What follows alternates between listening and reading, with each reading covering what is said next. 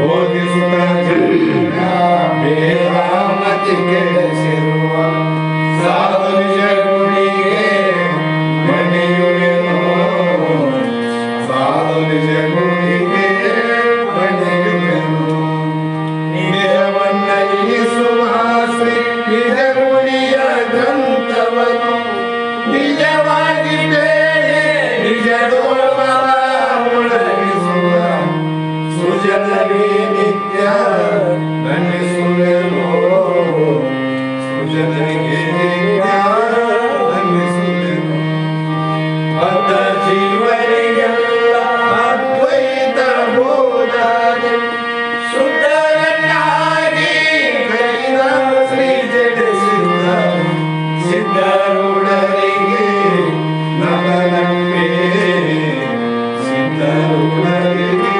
ವಂದನಂಬೆ ಬಾಳ ಬಲ ವೇದಾಂತಕ್ಕೆ ಸರಿ ಬಾಳ ಗರ್ಜನೆ ಕೇಳುವನಗ ಬಾಳ ಕೂಗುತ್ತಲಿಪ್ಪವೇ ಶಾಸ್ತ್ರವೆಂಬುವ ನರಿಗಳು ಬಾಳ ಶಕ್ತಿಯ ಶಿವ ಗರ್ಜನೆ ಬಾಳ ಕೇಳಿದ ಬಳಿಕ ಕೂಗವು ಬಾಳ ಕೇಳಲು ಬೇಕು ವೇದಾಂತೆಂಬ ಶಾಸ್ತ್ರವನ್ನು.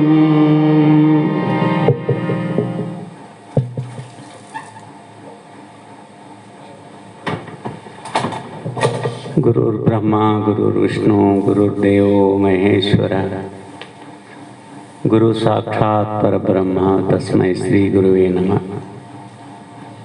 ಸದ್ಗುರು ಶ್ರೌತ್ರೀಯ ಬ್ರಹ್ಮನಿಷ್ಠ ಬಸವಾನಂದರ ಅಡಿದ ಅವರುಗಳಿಗೆ ಅನಂತ ದೀರ್ಘದಂಡ ಪ್ರಣಾಮಗಳನ್ನು ಸಲ್ಲಿಸುತ್ತಾ ಹಾಗೂ ತತ್ಸರ್ಪಳೆಯಾಗಿದ್ದು ನಮಗೆಲ್ಲ ನಿತ್ಯ ನಿಜ ಬೋಧೆಯನ್ನು ನೀಡುವಂಥ ಅಭಿನವ ನಿಜ ಗುರುಗಳ ಪಾದಾರವಿಂದಕ್ಕೂ ಅನಂತ ನಮನಗಳನ್ನು ಸಲ್ಲಿಸುತ್ತಾ ಹಾಗೂ ಇಲ್ಲಿ ಶಾಸ್ತ್ರ ಶ್ರವಣ ಮಾಡಲು ಬಂದ ಎಲ್ಲ ಸೋದರರಿಗೆ ನನ್ನ ಅನಂತ ವಂದನೆಗಳು. ಅದೇ ನಡೆದದ್ದು ಶಾಸ್ತ್ರ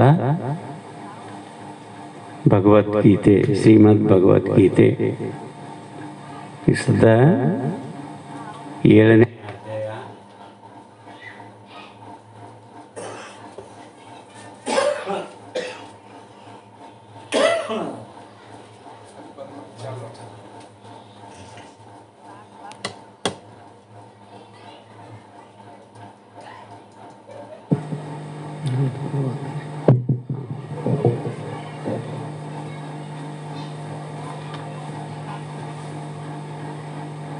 ಶ್ರೀಮದ್ ಭಗವದ್ಗೀತಾ 7ನೇ ಅಧ್ಯಾಯ. ಅರ್ಜುನನು ಸರ್ವತತ್ವಗಳನ್ನು 25 ತತ್ವಗಳಿಂದ ಕೂಡಿದಂಥ ಈ ದೇಹ ಆಗಲಿ ಚರಾಚರ ವಸ್ತುಗಳು ಅಂದರೆ 84 ಲಕ್ಷ ಜೀವರಾಶಿಗಳಲ್ಲಿ ನಾನೇ ಇದ್ದೇನೆ, ಅವನೇ ನಾನು ಅಂಥೇಳಿ ಹೀಗೆ ಹೇಳ್ತಾ ಎಲ್ಲವನ್ನು ಬಿಡಿಸಿ ಜ್ಞಾನಾಮೃತವನ್ನು ಅಂದರೆ ಹಾಲನ್ನು, ಗೋವು ಉಪನಿಷತ್ತುಗಳು, ಆಗ ಹಾಲು ಕರೆಯುವ ಅಂದರೆ ಹಾಲನ್ನು ಹಿಂಡುವ ಶ್ರೀಕೃಷ್ಣ ಪರಮಾತ್ಮ, ಅದನ್ನು ಕುಡಿಯುವ ಕರು ಅಂದರೆ ಅರ್ಜುನ. ಹೀಗೆ ಅರ್ಜುನನಿಗೆ ತನಗೆ ಬಂದ ಅನುಮಾನ, ಸಂಶಯ ಇದನ್ನು ಬಿಡಿಸೋದಕ್ಕೋಸ್ಕರವಾಗಿ ಅನೇಕ ರೀತಿಯಿಂದ ತತ್ವಜ್ಞಾನದ ಅರಿವನ್ನು ಎಳೆಯಾಗಿ ಬಿಡಿಯಾಗಿ ತಿಳಿಸ್ತಾ ಈಗ 7ನೇ ಅಧ್ಯಾಯಕ್ಕೆ ಅಂದರೆ ಎಷ್ಟನೇ ನುಡಿ ಅಂದರೆ ಎಷ್ಟು 6 7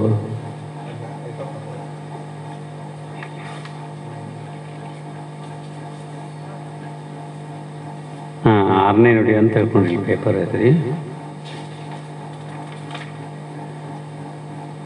ಈ ಸದ್ಯ 6ನೇ ನುಡಿ 7ನೇ ಅಧ್ಯಾಯದಲ್ಲಿ 6ನೇ ನುಡಿ.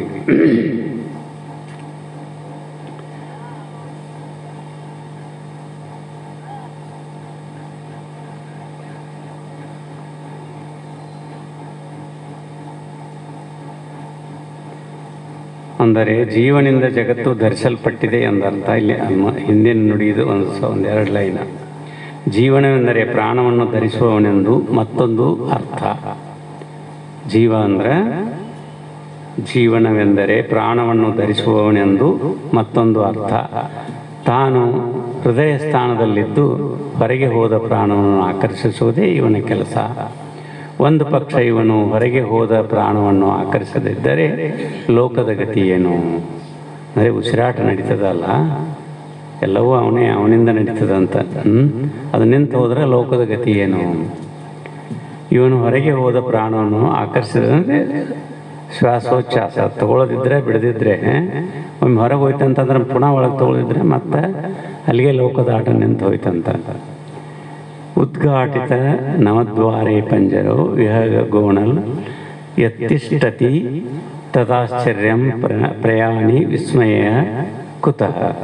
ಅಂದರೆ ತೆರೆದಿರುವ 9 ದ್ವಾರಗಳ ಪಂಜರದಲ್ಲಿದ್ದ ಪಕ್ಷಿಯು ಹೊರಗೆ ಹೋದರೆ ಆಶ್ಚರ್ಯವಿಲ್ಲ. ತೆರೆದಿರುವ 9 ದ್ವಾರಗಳು ಇದೇ ನಮ್ಮದವಲ್ಲ. ಈ 9 ದ್ವಾರಗಳ ಪಂಜರದಲ್ಲಿದ್ದ ಪಕ್ಷಿಯು ಹೊರಗೆ ಹೋದರೆ ಆಶ್ಚರ್ಯವಿಲ್ಲ. ಪಕ್ಷಿ ಅಂದರೆ ಇಲ್ಲಿ ಜೀವಾತ್ಮ ಅಂತ ಅರ್ಥ ಮಾಡ್ಕೊಳ್ಳೋದು. ಅಂದರೆ ನವದ್ವಾರಪುರಿ ಶರೀರ ಅಂತ ಹೇಳ್ತೇವಲ್ರಿ. 2 ಕಣ್ಣು, 2 ಮೂಗಿನ ಸೊರಳೆಗಳು, 2 ಕಿವಿ, 1 ಬಾಯಿ ಮತ್ತು ಗುಹೆ, ಮಲ ಬಿಡುವುದು ಮತ್ತು ಮೂತ್ರ ಬಿಡುವ ಜಾಗ, ಇವೆಲ್ಲವೂ ಸೇರಿ 9 ತೂತಿನಿಂದ ಕೂಡಿದಂಥ ಈ ಶರೀರ ಹೊರಗೆ ಹೋದ ಪ್ರಾಣವನ್ನು ಆಕರ್ಷಿಸುವುದೇ ಇವನ ಕೆಲಸ. ಒಂದು ಪಕ್ಷ ಇವನು ಹೊರಗೆ ಹೋದ ಪ್ರಾಣವನ್ನು ಆಕರ್ಷದಿದ್ದರೆ ಲೋಕದ ಗತಿ ಏನು? ಲೋಕದ ಆಟ ನಿಂತು ಹೋಯ್ತಂತಲ್ಲಿ. ಇವನು ಹೊರಗೆ ಹೋದವ ಪುನಃ ಪ್ರಾಣವನ್ನು ಮತ್ತೆ ಆಕರ್ಷದಿದ್ದರೆ, ಅಂದರೆ ತೆರೆದಿರುವ 9 ದ್ವಾರಗಳುಳ್ಳ ಪಂಜರದಲ್ಲಿದ್ದ ಪಕ್ಷಿಯು ಹೊರಗೆ ಹೋದರೆ ಆಶ್ಚರ್ಯವಿಲ್ಲ. ಪಂಜರದ ಪಕ್ಷಿ ಒಳಗಿದ್ದು ಹಾರಿ ಹೋದರೆ ಏನಂತಾರೆ ಅವರು? ಆಶ್ಚರ್ಯವಿಲ್ಲ. ಒಳಗಿರುವುದೇ ಆಶ್ಚರ್ಯ ಎಂಬುದು ಈ ಶ್ಲೋಕದ ಅರ್ಥ. ಅದು ಪಂಜರದೊಳಗಿತ್ತು ಹಾರಿ ಹೋಯ್ತು ಅನ್ನೋದೊಂದು ಅದೇನಷ್ಟು ಆಶ್ಚರ್ಯ ಅನಿಸಲ್ಲ. ಅದು ಒಳಗಿದ್ದದ್ದು ಹೊರಗೆ ಹೋಗೋಂಗಿಲ್ಲ. ಅದು ಅಲ್ಲೇ ಇದ್ಕೊಂಡು ತನ್ನ ಆಟವನ್ನು ತನ್ನ ಸತ್ತಾದ ಮೇಲೆ ನಡೆಸ್ತಾ ಇರ್ತದೆ.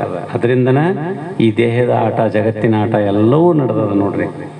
ಆಶ್ಚರ್ಯ ಎಂಬುದು ಈ ಶ್ಲೋಕಕ್ಕೆ ಅರ್ಥ. ಇಲ್ಲಿ ಪಕ್ಷಿ ಅಂದರೆ ಪ್ರಾಣ. ತೆರೆದಿರುವ 9 ಭಾಗಗಳುಳ್ಳ ಪಂಜರವೆಂದರೆ ದೇಹ. ಇದೇ 9 ಭಾಗಗಳುಳ್ಳಂಥ ದೇಹ. ಆಮೇಲೆ ಪಕ್ಷಿಯು ತೆರೆದ ದ್ವಾರದಿಂದ ಹೊರಗೆ ಹೋಗುವುದು ಸಹಜವೇ. ಪಕ್ಷಿ ಪಂಜರದಿಂದ ತೆರೆದ ದ್ವಾರ ಓಪನ್ ಇರ್ತದಲ್ಲ, ಅದರಿಂದ ಹೊರಗೆ ಹೋಗುವುದು ಸಹಜ. ಆದರೆ ಅದು ಅಲ್ಲಿಯೇ ಇರುವುದು ಯಾರ ಆಕರ್ಷಣೆಯಿಂದ? ಆದರೆ ಅದು ಅಲ್ಲೇ ಕೂಡಿರುವುದು ಯಾವ ಆಧಾರ ಮೇಲೆ ಕೂಡಿರ್ತದ? ಅದು ಅಲ್ಲಿ ಹೆಂಗೆ ಕೂಡಿರ್ತದ? ಆಕರ್ಷಣೆಯಿಂದ. ಅದನ್ನು ಹೊರಗೆ ಹೋಗದಂತೆ ತಡೆಯಿರುವವರು ಯಾರು? ಅದು ಹೊರಗೆ ಹೋಗದಂತೆ ತಡೆಯೋರು ಯಾರು? ಜೀವನೇ. ಹೀಗಿದ್ದರೂ ಸಾಮಾನ್ಯ ಮನುಷ್ಯನದು ವಿಪರೀತ ವ್ಯವಹಾರ. ಜೀವನೇ ಅವನೇ ಅದನ್ನು ತಡೆ ಹಿಡಿಯುವ. ಹೀಗಿದ್ದರೂ ಸಹಿತ ಸಾಮಾನ್ಯ ಮನುಷ್ಯನದು ವಿಪರೀತ ವ್ಯವಹಾರ. ಅಲ್ಲಿ ಇರುವುದಕ್ಕೆ ಆಶ್ಚರ್ಯಪಡದೆ ಹೋಗುವುದಕ್ಕೆ ಆಶ್ಚರ್ಯಪಡುತ್ತಾನೆ. ಅಲ್ಲೇ ಇರುವುದು ಬಿಟ್ಟು ಸದಾ ಶಾಂತ ರೀತಿಯಿಂದ ಹೊರಗೆ ಬಹಿರ್ಮುಖವಾಗಿ ನಾವು ಇಂದ್ರಿಯಾದಿಗಳನ್ನು ಹರಿಯ ಬಿಟ್ಟು ಶಬ್ದ, ಸ್ಪರ್ಶ, ರೂಪ, ರಸ, ಗಂಧ ಬರೀ ಹೊರಗಿಂದ ನೋಡಿ ಅದೇ ಸತ್ಯ, ಅದೇ ಸತ್ಯ, ಇದನ್ನು ಪಡಿಬೇಕು, ಇದನ್ನು ಪಡಿಬೇಕು, ಇದನ್ನು ಪಡಿಬೇಕು ಅಂತ ಹೇಳಿ ತಿಳ್ಕೊಂಡು ಹೊರಗೆ ಹೋಗೋದೇ ವಿಚಾರ ಮಾಡ್ತಾನೆ. ಕರೆಯವ ಆ ಇಂದ್ರಿಯ ನಿಗ್ರಹವನ್ನು ಇಟ್ಕೊಂಡು ಅಲ್ಲೇ ಆತ್ಮನಲ್ಲಿದ್ದು ಅದು ಹೊರಗೆ ಹೋಗೋದಂಗೆ ಹೆಂಗೆ ಹಿಡ್ಕೊಂಡು ಕೂತಿರ್ತದಲ್ಲ, ಅದರಂತೆ ಉಳಿದ ಅಲ್ಲೇ ಇದರಿಂದ ಆತ್ಮಾನಂದ ಪಡೆಯೋದನ್ನು ಬಿಟ್ಟು ಹೊರಗೆ ಹೋಗೋಕೆ ಆಸೆ ಮಾಡ್ತಾನಲ್ಲ ಅಂಥೇಳಿ ಹೋಗೋದು ಸಹಜ. ಆದರೆ ಅಲ್ಲಿಯೇ ಇರುವುದು ಯಾರ ಆಕರ್ಷಣೆ ಇದೆ? ಅಲ್ಲಿರುವುದು ಯಾರ ಆಕರ್ಷಣೆ ಇದೆ? ಯಾರ ಬಲದಿಂದ ಅಲ್ಲಿ ಇರಬೇಕಾಗ್ತದೆ? ಅದನ್ನು ಹೊರಗೆ ಹೋಗೋದಂತೆ ತಡೆಯುವವರು ಯಾರು? ಜೀವನೇ. ಹೀಗಿದ್ದರೂ ಸಾಮಾನ್ಯ ಮನುಷ್ಯನದು ವಿಪರೀತ ವ್ಯವಹಾರ. ಸಾಮಾನ್ಯ ಮನುಷ್ಯನದು ಇದು ವಿಪರೀತ ವ್ಯವಹಾರ. ಅಲ್ಲಿ ಇರುವುದಕ್ಕೆ ಆಶ್ಚರ್ಯಪಡದೆ ಹೋಗುವುದಕ್ಕೆ ಆಶ್ಚರ್ಯಪಡುತ್ತಾನೆ. ಸಾರಾಂಶವೇನೆಂದರೆ ಪರಮಾತ್ಮನೇ ಅಂತರ್ಯಾಮಿಯಾಗಿ ಜೀವರೂಪದಿಂದ ಜಡ ಪದಾರ್ಥಗಳನ್ನು ಧರಿಸುತ್ತಾನೆ.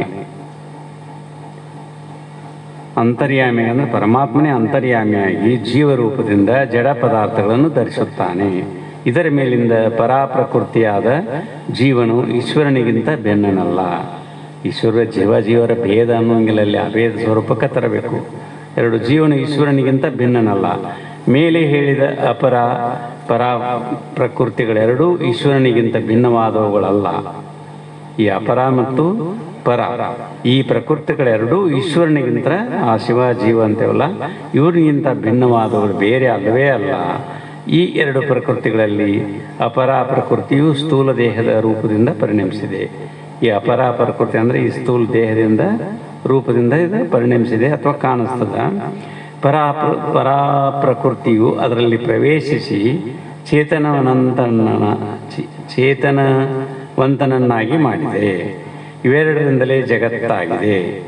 ನಿರಾಕಾರನಾದ ಪರಮಾತ್ಮನು ಈ ಎರಡೂ ಉಪಾದಿಯಿಂದ ಜಗತ್ತಿಗೆ ಕಾರಣನಾಗಿದ್ದಾನೆ. ಅವನು ನಿರಾಕಾರ ಇರ್ತಾನು, ಆದ್ರೆ ಈ ಚೇತನ ರೂಪದಿಂದ ಒಳಗೆ ಪ್ರವೇಶ ಜೀವ ಮತ್ತು ಶಿವ ಅಂತ ಅನಿಸ್ಕೊಂಡು ಎರಡಾಗಿದ್ದಾನೆ. ಉಪಾದಿಯಿಂದ ಜಗತ್ತಿಗೆ ಕಾರಣನಾಗಿದ್ದಾನೆ. ಸಂಬಂಧ ಮುಂದಿನ ಶ್ಲೋಕದಲ್ಲಿ ಈ ಎರಡು ಪ್ರಕೃತಿಗಳು ಜಗತ್ತಿಗೆ ಕಾರಣವೆಂದು ವಿವರಿಸಲ್ಪಟ್ಟಿದೆ. ಮುಂದಿನ ಶ್ಲೋಕ ಏತದ್ಯೋನೀನಿ ಭೂತಾನಿ ಸರ್ವಾಣಿ ತ್ಯುಪಧಾರಯೇ ಅಹಂ ಕಶ್ನಸ್ಯ ಜಗತ್ತಃ ಪ್ರಭವ ಪ್ರಲಯಸ್ತಥಾ. ಸರ್ವಭೂತಗಳು ನನ್ನ ಎರಡು ಪ್ರಕೃತಿಗಳಿಂದ ಉಂಟಾಗಿವೆ ಎಂದು ತಿಳಿದುಕೋ. ಇಡೀ ಸರ್ವ ಪ್ರಕೃತಿಗಳು ನನ್ನ ಎರಡು ಪ್ರಕೃತಿಗಳಿಂದ ಅಪರ ಮತ್ತು ಪರ ಪ್ರಕೃತಿ ಅಂತೇವಲ್ಲ ಅವುಗಳಿಂದ ಆಗಿದೆ ಎಂದು ಆದ್ದರಿಂದ ನಾನು ಸಮಸ್ತ ಜಗತ್ತಿನ ಸೃಷ್ಟಿ ಸ್ಥಿತಿ ಲಯಗಳಿಗೆ ಕಾರಣವಾಗಿದ್ದೇನೆ. ಈ ಜಗತ್ತಿನ ನಾನು ಸಮಸ್ತ ಈ ಜಗತ್ತಿಗೆ ಸೃಷ್ಟಿ ಮಾಡಿದವನು ನಾನೇ, ಅದನ್ನು ನಿಲ್ಲಿಸುವ ಸ್ಥಿತಿ ನಾನೇ ಮತ್ತು ಲಯ ನಾಶ ಮಾಡುವವನೇ ನಾನೇ. ಹೀಗೆ ಕಾರಣವಾಗಿರುವೆನು. ಯಾವುದನ್ನು ತಿಳಿದ ಮೇಲೆ ಪುನಃ ತಿಳಿಯಬೇಕಾಗುವುದು ಉಳಿದಿಲ್ಲವೋ ಆ ಸಮಗ್ರ ಸ್ವರೂಪವು ಈ ಶ್ಲೋಕದಲ್ಲಿ ಕಂಡುಬರುತ್ತದೆ. ನೋಡಿ, ಯಾವುದನ್ನು ತಿಳಿದ ಮೇಲೆ ಪುನಃ ತಿಳಿಯಬೇಕಾದ ಮತ್ತೊಂದಿಲ್ಲ. ಒಂದನ್ನು ತಿಳಿದರೆ ಮತ್ತು ಇನ್ನೊಂದನ್ನು ತಿಳಿಯಬೇಕಾಗಿಲ್ಲ. ಎಲ್ಲವನ್ನೂ ತಿಳಿದಂತೆ ಯಾವುದನ್ನು ತಿಳಿದ ಮೇಲೆ ಪುನಃ ತಿಳಿಯಬೇಕಾದುದು ಉಳಿಯುವುದಿಲ್ಲವೋ ಅದನ್ನು ತಿಳ್ಕೊಂಡ ಮೇಲೆ ಮತ್ತೊಂದನ್ನು ತಿಳ್ಕೊಳ್ಬೇಕಂತ ಅವಶ್ಯಕತೆಯೇ ಉಳಿಯುವುದಿಲ್ಲ. ಆ ಸಮಗ್ರ ಸ್ವರೂಪವು ಈ ಶ್ಲೋಕದಲ್ಲಿ ಕಂಡುಬರುತ್ತದೆ. ಪ್ರಪಂಚದಲ್ಲಿ ತೋರಿ ಬರುವ ಪ್ರತಿ ಪದಾರ್ಥಗಳು ಜಡಚೇತನಗಳೇ ಕಾರಣವು. ಎಲ್ಲ ಪದಾರ್ಥಗಳಿಗೂ ಜಡ ಮತ್ತು ಚೇತನಗಳೇ ಕಾರಣವು. ಇದೇ ವಿಷಯವನ್ನು 13ನೇ ಅಧ್ಯಾಯದ 26ನೇ ಶ್ಲೋಕದಲ್ಲಿ ಎಲೆಯ ಅರ್ಜುನ ಸ್ಥಾವರ ಮತ್ತು ಜಂಗಮ, ಜಂಗಮ ಅಂದ್ರೆ ತಿರುಗಾಡೋದು, ಸ್ಥಾವರ ಅಂದ್ರೆ ಸ್ಥಿರವಾಗಿ ಉಳಿಯುವಂಥದ್ದು. ಯಾವುದೊಂದು ವಸ್ತು ಉತ್ಪನ್ನವಾಗುವುದು ಅದು ಕ್ಷೇತ್ರಜ್ಞರ ಸಂಯೋಗದಿಂದ ಉತ್ಪನ್ನವಾಗಿದೆ ಎಂದು ತಿಳಿಯಿರಿ. ಯಾವುದೇ ಒಂದು ಉತ್ಪನ್ನ ಆಗುತ್ತಂದ್ರೆ ಅದು ಕ್ಷೇತ್ರ ಅಂದ್ರೆ ಈ ಶರೀರ, ದೇಹ, ಭೂಮಿ. ಕ್ಷೇತ್ರಜ್ಞ ಅಂದ್ರೆ ಅದರಲ್ಲಿ ಒಳಗಿರುವವ, ಅದನ್ನ ನಡೆಸಿಕೊಡುವಂಥವ. ಸಂಯೋಗದಿಂದ ಉತ್ಪನ್ನವಾಗಿದೆ ಎಂದೇ ತಿಳಿಯಿರಿ ಎಂದು ಹೇಳಿದೆ. ಸಮಸ್ತಕ್ಕೆ ಕಾರಣವಾದ ಈ ಎರಡು ಈಶ್ವರನಿಗಿಂತ ಭಿನ್ನವಾದವುಗಳಲ್ಲ. ಎಲ್ಲದಕ್ಕೂ ಕಾರಣವಾಗಿ ಮೂಲ ಇರೋದು ಎರಡೂ ಇವು ಈಶ್ವರನಿಗಿಂತ ಭಿನ್ನವಾದವಲ್ಲ. ಶಿವ ಬೇರೆ, ಜೀವ ಬೇರೆ, ಈಶ್ವರ ಅಂತೇವಲ್ಲ, ಇದಕ್ಕೆ ಭಿನ್ನವಾಗಿ ಹೊರತಾಗಿ ಯಾವುದೂ ಇಲ್ಲ, ಅದುಗಳಲ್ಲ. ಆದುದರಿಂದಲೇ ಈಶ್ವರನೇ ಜಗತ್ತಿಗೆ ನಿಮಿತ್ತ ಕಾರಣನು. ಈ ಪರಮಾತ್ಮನೇ ಜಗತ್ತಿಗೆ ನಿಮಿತ್ತ ಕಾರಣನು, ಉಪಾದಾನ ಕಾರಣನು ಎಂದು ಶಾಸ್ತ್ರವು ಹೇಳುತ್ತದೆ. ಉಪಾದಾನ ಕಾರಣವೆಂದರೆ ಕಾರ್ಯೋತ್ಪತ್ತಿಗೆ ಕಾರಣವಾಗಿತ್ತು. ನಿಮಿತ್ತ, ಉಪಾದಾನ ಕಾರಣ ಮತ್ತು ಸಾಕಾರಿ ಕಾರಣ. ಈಗ ಅದೇ ಉದಾಹರಣೆ ಕುಂಬಾರಂದು ಮೇಲೆ ಮೇಲೆ ಗುರುಗಳು ಹೇಳ್ತಾರಲ್ಲ, ಗಡಿಗೆ ಮಾಡೋದು, ಚಕ್ರದಂಡ, ಮಣ್ಣು, ಹೀಗೆ ತಿಳಿಸುತ್ತದೆ. ಉಪಾದಾನ ಕಾರಣವೆಂದರೆ ಕಾರ್ಯೋತ್ಪತ್ತಿಗೆ ಕಾರಣವಾಗಿದ್ದು, ಕಾರ್ಯೋತ್ಪತ್ತಿಯಾದ ಮೇಲೆ ಕಾರ್ಯದಲ್ಲಿ ಅಭಿನ್ನವಾಗಿರುವುದು, ಅದನ್ನು ಬಿಟ್ಟಿರುವಂಗಿಲ್ಲ. ನಿಮಿತ್ತ ಕಾರಣವೆಂದರೆ ಕಾರ್ಯದ ಉತ್ಪತ್ತಿ ಸ್ಥಿತಿ ಲಯಗಳಿಗೆ ಕಾರಣವಾಗಿ ಕಾರ್ಯದಿಂದ ಭಿನ್ನವಾಗಿರುವುದು. ಸಂಕ್ಷೇಪವಾಗಿ ಹೇಳುವುದಾದರೆ ಉತ್ಪತ್ತಿಗೆ ಕಾರಣವಾದದ್ದು ಉಪಾದಾನ ಕಾರಣ. ಉತ್ಪತ್ತಿ, ಸ್ಥಿತಿ, ಲಯ ಈ ಮೂರಕ್ಕೂ ಕಾರಣವಾದದ್ದು ನಿಮಿತ್ತ ಕಾರಣ. ಆದುದರಿಂದಲೇ ಈಶ್ವರನು ಈ ಜಗತ್ತಿಗೆ ಅಭಿನ್ನ ನಿಮಿತ್ತೋಪಾದಾನ ಕಾರಣವಾದುದರಿಂದ ಜಗತ್ತು ಅವನಿಗಿಂತ ಭಿನ್ನವಿಲ್ಲ. ಜಗತ್ತು ಬಿಟ್ಟ ಬೇರೆ ಇಲ್ಲವೇ ಇಲ್ಲ. ಅಂಥೇಳಿ ಜಗತ್ತು ಅವನಿಗಿಂತ ಭಿನ್ನವಾದದ್ದಲ್ಲ ಅಂಥೇಳಿ ಹೇಳ್ತಾ ಹೇಳ್ತಾ ಹೇಳ್ತಾ ಈ ಒಂದು ಶ್ಲೋಕದಿಂದ ಅದೇ ಎಲ್ಲವನ್ನೂ ತಿಳಿದರೆ ಒಂದನ್ನು ತಿಳಿದಂತೆ ಅನ್ನುವಂಥ ಮಾತಿನಂತೆ ಒಂದೆರಡು ಮಾತುಗಳನ್ನು ಗುರುಗಳು ಬರಬಹುದು ಮಾತಾಡುವಂತೆ. ಯಾವುದನ್ನು ತಿಳಿದ ಮೇಲೆ ಪುನಃ ತಿಳಿಯಬೇಕಾದುದು ಉಳಿಯುವುದಿಲ್ಲವೋ ಆ ಸಮಗ್ರ ಸ್ವರೂಪವು ಈ ಶ್ಲೋಕದಲ್ಲಿ ಅಡಗಿದೆ. ಇದರ ಒಂದು ತಾತ್ಪರ್ಯ ಏನಂದರೆ, ಈ ಒಂದು ನುಡಿದು ಶ್ಲೋಕದ್ದು ಯಾವುದನ್ನು ನಾವು ತಿಳ್ಕೊಳ್ಬೇಕಾದದ್ದನ್ನು ತಿಳ್ಕೊಂಡಿರ್ತೀವೋ ಪುನಃ ಮತ್ತೆ ಬೇರೆ ಏನನ್ನು ತಿಳಿಯಬೇಕಾದದ್ದಿಲ್ಲ. ಅಂದರೆ ಅದರ ಕೂಟಸ್ಥ ಅಂತೇವಲ್ಲ, ಹಾಗೆ ಉಳಿಯೋದಿಲ್ಲವೋ ಅದೇ ಸಮಗ್ರ ಸ್ವರೂಪವು ಈ ಶ್ಲೋಕದಲ್ಲಿ ಕಂಡು ಬರುತ್ತದೆ ಅಂತ ಹೇಳಿದರು.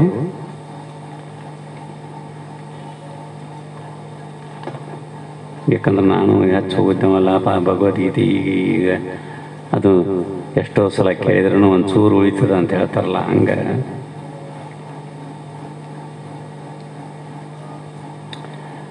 ಅದಕ್ಕೆ ನಮ್ಮ ಅಜ್ಞಾನ ಕಳ್ಕೋಬೇಕು, ನಮ್ಮ ದುರ್ಗುಣಗಳನ್ನು ನಾವು ಕಳ್ಕೋಬೇಕು ಅಂತಂದ್ರೆ ಪರಮಾತ್ಮನಲ್ಲಿ ಭಕ್ತ ಬೇಡ್ಕೊಳ್ತಾನೆ. ಏನಂತಂದ್ರೆ, ಬೆಳೆಯ ಭೂಮಿಯಲ್ಲಿ ಒಂದು ಪ್ರಳಯದ ಆಕಾಶ ಹುಟ್ಟಿ ತಿಳಿಯಲಿಯದು ಎಚ್ಚರಲಿಯದು ಎನ್ನ ಅವಗುಣವೆಂಬ ಕಸವ ಕಿತ್ತು ಸಲಹೆಯ ಲಿಂಗ ತಂದೆ ಸುಳಿದೆಗೆದು ಬೆಳೆಯುವೆನು ಕೂಡಲ ಸಂಗಮ ದೇವ ಅಂಥೇಳಿ ಈ ಅಜ್ಞಾನ ಕಳ್ಕೋಬೇಕಂದ್ರೆ ಒಂದು ಅರ್ಜುನನ ಮೋಹ ಮಾಯೆ ಅದು ದಾಟಬೇಕಂದ್ರೆ ಹೋಗ್ಬೇಕಂದ್ರೆ ಕೃಷ್ಣನಿಂದ ಯಾವ ರೀತಿ ಒಂದೊಂದನ್ನು ತಿಳ್ಕೊಂಡು ಅವನು ಅವನಂತೆ ಆಗ್ತಾನನ್ನುವಂಥ ಮಾತಿನಂತೆ ಅದಕ್ಕೆ ಅವನೆಲ್ಲ ಅಜ್ಞಾನ ಕೂಡ್ಕೊಂಡದ, ಮೋಹ ಕೂಡದ, ನನ್ನವ್ರು ತನ್ನವ್ರು ಅನ್ನುವಂಥದ್ದಿದೆ, ಅದು ಸಂಬಂಧ ಇಲ್ಲ ಅನ್ನುವಂಥದ್ದು ಹೇಳಿದ್ರು ಅವನ ಸಂಶಯ ನಿವಾರಣೆಗಾಗಿ ಅಲ್ಲಿ ಹೆಂಗೆ ಹೇಳ್ದಂಗೆ ಇಲ್ಲಿ ಭಕ್ತನಾದಂಥ ಮತ್ತು ಪರಮಾತ್ಮನ ಏನಂತ ಕೇಳ್ತಾನು, ಬೆಳೆಯ ಭೂಮಿಯಲ್ಲಿ ಒಂದು ಪ್ರಳಯದ ಕಸ ಹುಟ್ಟಿ.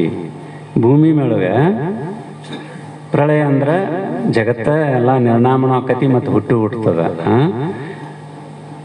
ಬೆಳೆ ಭೂಮಿಯಲ್ಲಿ ಒಂದು ಪ್ರಳಯದ ಕಸ ಹುಟ್ಟಿ, ಆ ಪ್ರಳಯ ಅನ್ನುವಂಥ ಜಗತ್ತಿನ ಕಸ ಹುಟ್ಟ್ಯದ.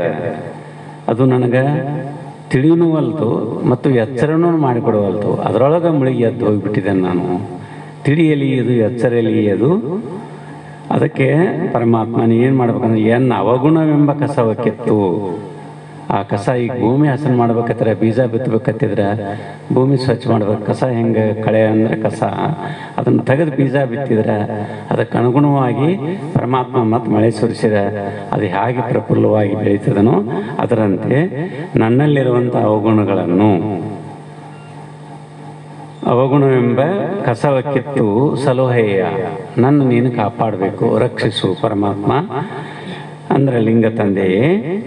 ಸುಳಿದೆಗೆದು ಬೆಳೆಯುವೇನು ಕೂಡಲು ಸಂಗಮ ದೇವ. ನಾನು ನೀ ಇಷ್ಟು ಮಾಡಿದಂತಂತಂದ್ರೆ ಅಲ್ಲಿ ಬೆಳೆ ಹೆಂಗೆ ಕಸ ತೆಗೆದು ಭೂಮಿ ಹರಿಗಿ ಹೊಸದು ಮಾಡಿ ಮತ್ತೆ ಮಳೆ ಬಂದಾಗ ಬೀಜವನ್ನು ಬಿತ್ತಿ ಅದನ್ನು ಸಂರಕ್ಷಣೆ ಮಾಡ್ತಾ ಬಂತ ರೆಂಟೆ ಕುಂಟೆಗಳನ್ನು ಹೊಡೆಯುತ್ತಾ ಗೊಬ್ಬರಗಳನ್ನು ಹಾಕ್ತಾ ಆ ಬೆಳೆ ಹೆಂಗೆ ಪ್ರಫುಲ್ಲವಾಗಿ ಬೆಳೆದು ಫಲ ಕೊಡ್ತದನು ಹಂಗೆ ನನ್ನಲ್ಲಿರುವಂಥ ಅವಗುಣಗಳನ್ನು ಕಸಗಳನ್ನು ಕಿತ್ತು ಅಜ್ಞಾನವನ್ನು ನೀನು ತೊಲಗಿಸಿದೆ ಅಂತಂದ್ರೆ ನಾನು ಸುಳಿದೆಗೆದು ಬೆಳೆಯುವೇನು.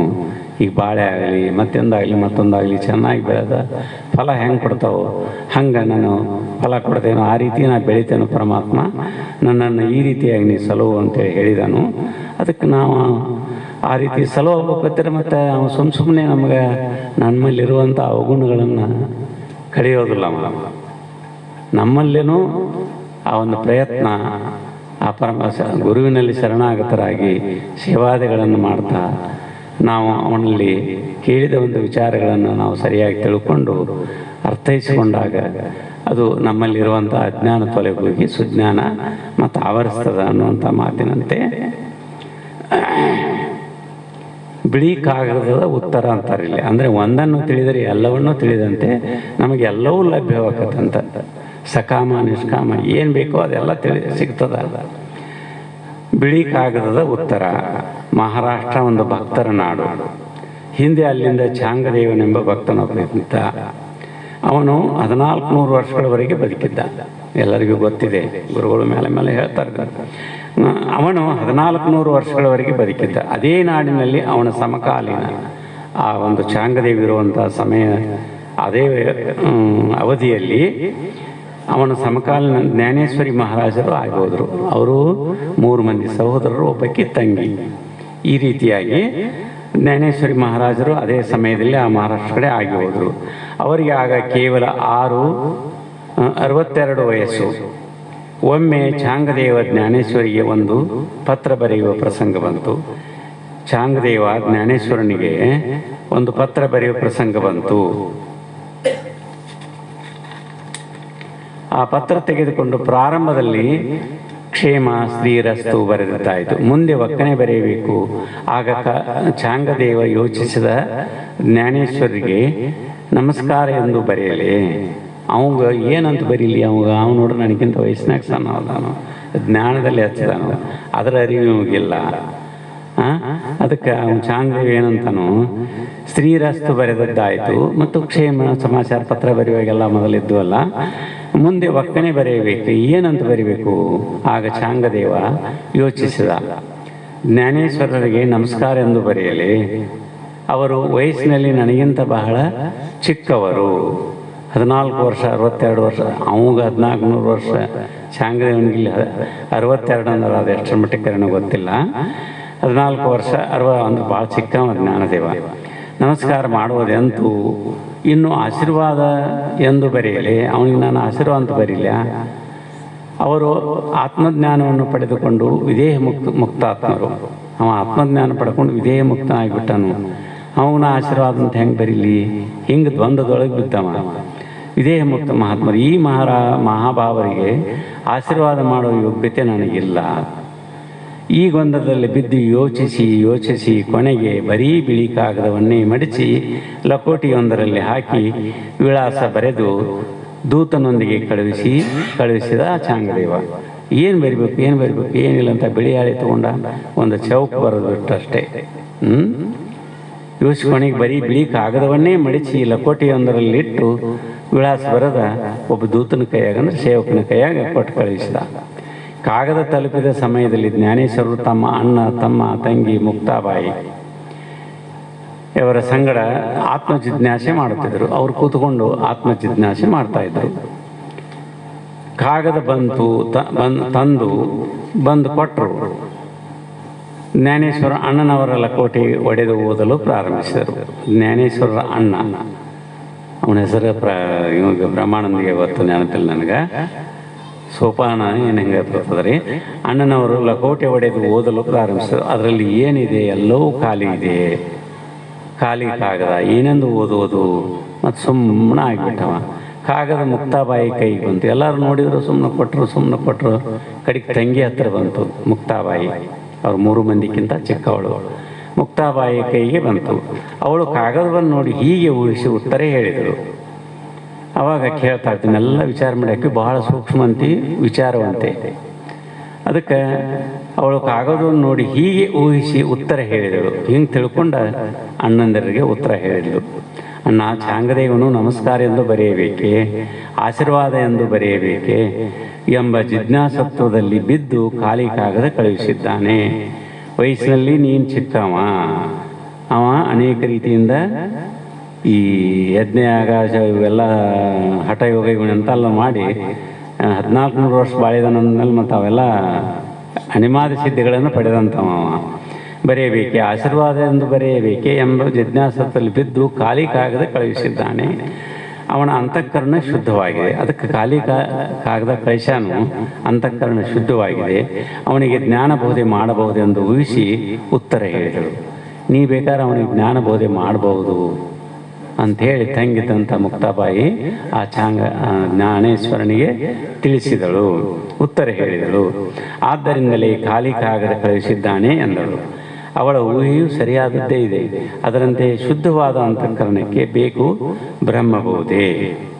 ಅದಕ್ಕೆ ಶುದ್ಧವಾದ ಅಂತಃಕರಣ ಇತ್ತಂತಂದ್ರೆ ಅದಕ್ಕೆ ಬ್ರಹ್ಮಬೋಧೆ ಕೊಡಬೇಕಾಗುತ್ತೆ. ಮಲ ವಿಕ್ಷೇಪಗಳಿಂದ ಕೂಡಿದ ದೋಷಯುಕ್ತ ಅಂತಃಕರಣಕ್ಕೆ ಬೋಧಿಸಿದರೆ ಬೋಧೆಯೂ ವ್ಯರ್ಥ. ಮಲ ವಿಕ್ಷೇಪ ದೋಷಗಳಿಂದ ನಾವು ಕೂಡಿದ್ರೆ ಜಮೀನಿನಲ್ಲಿ ಈಗ ಹೇಳಿದಲಯ್ಯ, ಪ್ರಳಯ ಭೂಮಿ ಒಂದು ಕಸ ಹುಟ್ಟಿ ನಿನಗೆ ಎಚ್ಚರಲಿ ಇದು ತಿಳಿಯಲಿ ಇದು ಅಂತೇಳಿ ಬಸವನವ್ರು ಕೇಳಿದಂಗೆ, ಅದಕ್ಕೆ ಜಮೀನಿನಲ್ಲಿ ಬಿತ್ತಿ ಬೆಳೆ ತೆಗೆಯಬೇಕಂದ್ರೆ ಶುದ್ಧವಾದ ಹಸನು ಮಾಡಿದ ಭೂಮಿಗೆ ಬೀಜ ಹಾಕಬೇಕು. ಸದೃಢ ಜೀವಂತ ಬೀಜಗಳನ್ನು ಬಿತ್ತಿದರೆ ಆಗ ಬೆಳೆ ಬರುವುದು ಖಂಡಿತ. ಸದೃಢ ಜೀವಂತ ಬೀಜಗಳನ್ನು ಬಿತ್ತಿದರೆ ಅಂದರೆ ಹುಳುಕಾಗಿರಬಾರ್ದು, ಕೆಟ್ಟಿರಬಾರ್ದು, ಕೆಳಗೆ ಭೂಮಿ ಹೆಸ ಆಗಿರಬೇಕು. ಹೀಗೆಲ್ಲ ಬೆಳೆದು ಬರುವಂಥ ಅವಾಗ ಬೀಜ ಬಿತ್ತಿದರೆ ಆಗ ಬೆಳೆ ಬರುವುದು ಖಂಡಿತ. ಇಲ್ಲವೇ ಬೆಳೆ ಬರಲಿಲ್ಲ ಎಂದರೆ ಅದು ಬೀಜದ ದೋಷ. ಅದು ಬೀಜದ ದೋಷವಲ್ಲ, ಭೂಮಿಯ ದೋಷ ಅಂತ ತಿಳ್ಕೋಬೇಕು. ಶುದ್ಧವಾದ ಬೀಜ ಇದ್ರೂ ಅಲ್ಲಿ ಹುಟ್ಟಲಿಲ್ಲ ಅಂದ್ರೆ ಭೂಮಿ ದೋಷತೆ ಅಂತ ತಿಳ್ಕೋಬೇಕು. ಇದನ್ನೇ ಸರ್ವಜ್ಞನು ಸಾಲು ವೇದಗಳೇಕೆ, ಮೂಲ ಮಂತ್ರಗಳೇಕೆ, ಮೇಲು ಕೀಳೆಂಬ ನುಡಿಯೇಕೆ, ತತ್ವದ ಕೀಲನ್ನು ಅರಿದವಗೆ ಸರ್ವಜ್ಞ. ನೋಡು, ಸಾಲು ವೇದಗಳಾದ್ರೆ ಯಾಕಬೇಕು, ಮೂಲ ಮಂತ್ರಗಳಾದರೂ ಯಾಕಬೇಕು, ಮೇಲು ಕೀಳು ಎಂಬ ನುಡಿ ಏಕೆ, ತತ್ವದ ಕೀಲನ್ನು ಅರಿದವಗೆ, ಮೂಲ ತತ್ವವನ್ನು ಸರಿಯಾಗಿ ತಿಳ್ಕೊಂಡು ಅದಕ್ಕೆ ಒಂದನ್ನು ತಿಳಿದರೆ ಸರ್ವವನ್ನು ತಿಳಿದಂತೆ ಅಂತ ಬರ್ತದಲ್ಲ, ಅದೇ ಮಾತಿನಂತೆ ತತ್ವದ ಕೀಲವನ್ನು ಅರಿದವಗೆ ಸರ್ವಜ್ಞ. ಮತ್ತಿವೆಲ್ಲ ಯಾಕೆ ಬೇಕಾಗಿದ್ದಾವು? ಅದಕ್ಕೆ ಕೆರೆ ಹಳ್ಳ ಬಾವಿಗಳು ಮೈದೆಗೆದರೆ ಗುಳ್ಳೆ ಗೊರಟೆ ಚಿಪ್ಪು ಕಾಣಬಹುದು. ಕೆರೆ ಹಳ್ಳ ಬಾವಿ ಎಲ್ಲವೂ ನೀರು ಖಾಲಿಯಾಗಿ ಮೈ ತೆಗೆದರೆ ನೋಡಕ್ಕೆ ಬರಿದಾಗಿ ಕಂಡರೆ ಗುಳ್ಳೆ ನೀರು ಗುಳ್ಳಿ ಸಣ್ಣ ಸಣ್ಣ, ಗೊರಟೆ ಅಂದರೆ ಚಿಪ್ಪುಗಳು, ಸಣ್ಣ ಸಣ್ಣ ಬೆಣಚಕಲ್ಲುಗಳು ಕಾಣಬಹುದು. ವಾರಧಿ ಮೈ ತೆಗೆದರೆ, ವಾರಧಿ ಅಂದರೆ ಸಮುದ್ರ, ಅದು ಮೈ ತೆಗೆದರೆ ರತ್ನಗಳನ್ನು ಕಾಣಬಹುದು. ಕೂಡಲ ಸೆಂಗನ ಶರಣರು ಮನದೆರೆದು ಮಾತನಾಡಿದರೆ ಲಿಂಗವನ್ನೇ ಕಾಣಬಹುದು ಅಂತೇಳಿ ಇಲ್ಲಿ ಹೇಳಿದಂಗೆ ಒಬ್ಬ ರಾಜ ಬರ್ತಾರೆ, ಏನು ಮಾಡ್ತಾರೆ ನೋಡಬೇಕು, ಅಷ್ಟು ನಡೆಸದೆ ಅಂದಿದ್ರು. ಅದಕ್ಕೆ ಒಬ್ಬ ರಾಜ ಬೇರೆ ಬೇರೆ ಬೇರೆ ದೇಶಗಳಿಗೆ ಹೋಗಿ ಯುದ್ಧಕ್ಕಂತ ಹೋದ, ದೇಶವನ್ನು ಗೆದ್ಕೊಂತ ಹೋಗಿ ಅಲ್ಲಿ ಏನು ಮಾಡಿದ, ಅಲ್ಲಿ ರಾಜರನ್ನು ಯುದ್ಧ ಗೆದ್ಕೊಂತ ಹೋದ. ಅದು ಬಹಳ ಸಂಪದ್ಭರಿತವಾದ ರಾಜಂದಿತ್ತು. ಮುತ್ತು ರತ್ನ ಏನು ಬೇಕೋ ಅಲ್ಲಿ ಎಲ್ಲ ಸಿಗ್ತಿತ್ತು. ಇದು ಬಹಳ ಶ್ರೀಮಂತ ದೇಶ, ಆದರೂ ನಾನು ಗೆದ್ದಿದ್ದೇನು. ಇಲ್ಲಿ ಇಂತಿಂಥ ವಸ್ತುಗಳದಾವು, ಇವನು ನಾನು ಇಲ್ಲಿಂದ ಮನೆಗೆ ಊರಿಗೆ ತಗೊಂಡು ಹೋಗಬೇಕು. ನನಗೆ ಮನೆಯಲ್ಲಿ 3 ಅಥವಾ 4 ಜನ ಹೆಣ್ಣಂದಿರಿದ್ದಾರೆ ಅಂತೇಳಿ ಬರೀತಾರೆ.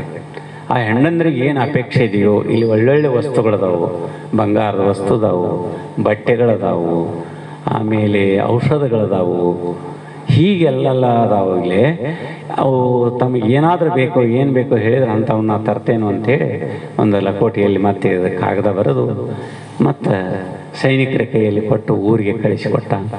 ಎಲ್ಲರೂ ನೋಡಿದರು, 3 ಮಂದಿ ಹೆಂಡರು ನೋಡಿದರು.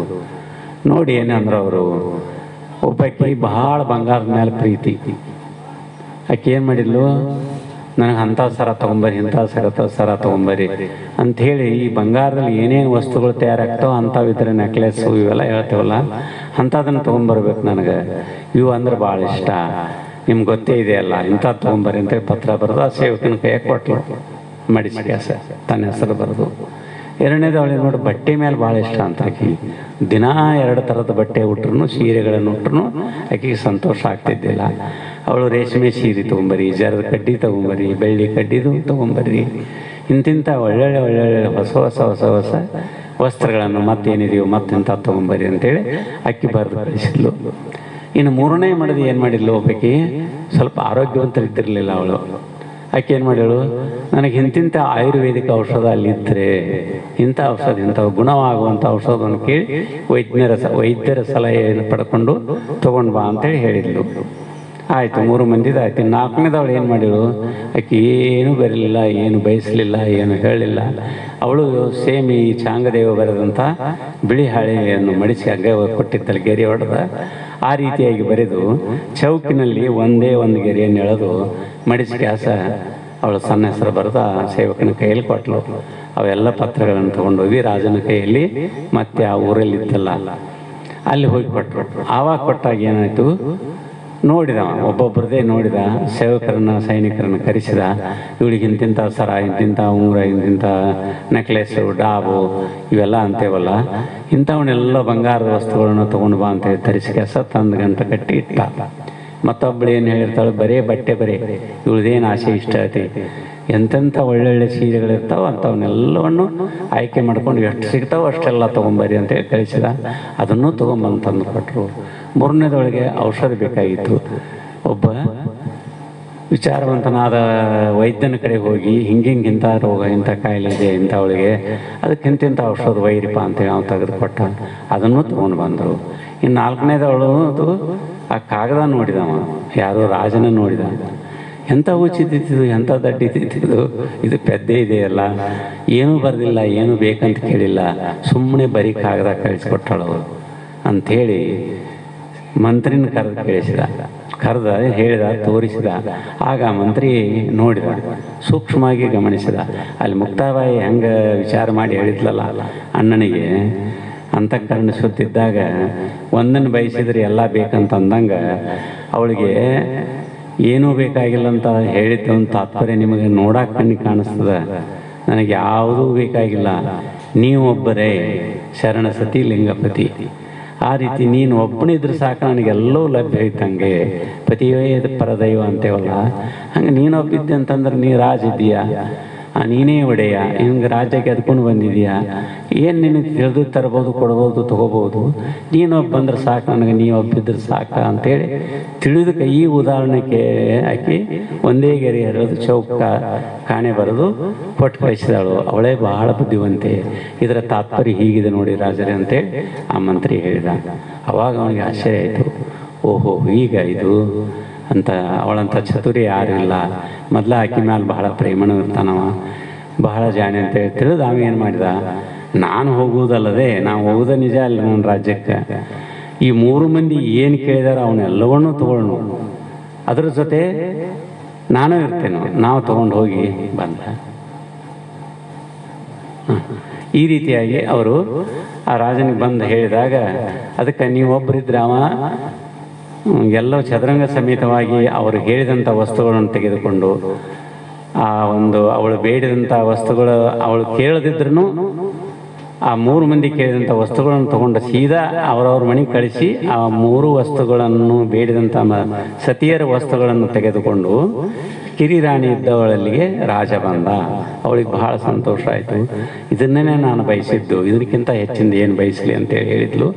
ಅದಕ್ಕೆ ಅದರಂತೆ ದ್ರಾಷ್ಟಾಂತಕ್ಕೆ ಹೋದಾಗ ಒಂದನ್ನು ತಿಳಿದರೆ ಎಲ್ಲವನ್ನೂ ತಿಳಿದಂತೆ ಅಂತನ್ನುವಂಥ ಉದಾಹರಣೆ ಈ ಒಂದು ತಾತ್ಪರ್ಯದಲ್ಲಿ ಬರ್ತದೆ. ಮತ್ತೆ ಮುಂದಿನ ವಿಚಾರವನ್ನು ಗುರುಗಳು ಮುಂದುವರಿಸ್ತಾರಂತ ಹೇಳಿ ನಾನು 2 ಮಾತುಗಳನ್ನು ಕೃಪಾದಕ್ಕೆ ಅರ್ಪಿಸ್ತೇನೆ.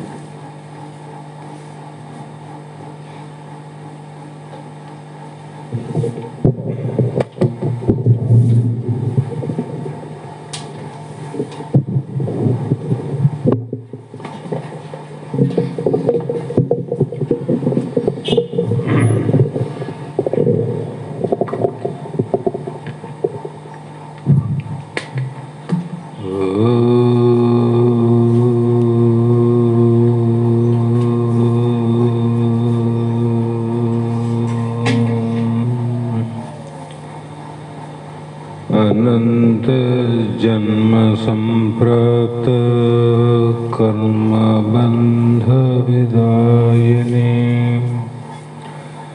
आत्मा ज्ञान प्रदानेन तस्मै श्री गुरुवे नमः। जगदादि जगद्गुरु अद्वैत सार्वभौम सद्गुरु सिद्धारूढ़ महास्वामिಗಳ ಶ್ರೀಪಾದ ಪದ್ಮಗಳಿಗೂ ಆರೂಢ ಜ್ಯೋತಿ ಶಿವಪುತ್ರ ಮಹಾಸ್ವಾಮಿಗಳ ಶ್ರೀಪಾದಗಳಿಗೂ ಶ್ರೋತ್ರಿಯ ಬ್ರಹ್ಮನಿಷ್ಠ ಬ್ರಹ್ಮಲೀನಾ ಸದ್ಗುರು ಬಸವಾನಂದರ ಚರಣ ಕಮಲಗಳಿಗೂ ಅನಂತ ದೀರ್ಘ ದಂಡ ಪ್ರಣಾಮಗಳನ್ನು ಸಮರ್ಪಿಸುತ್ತ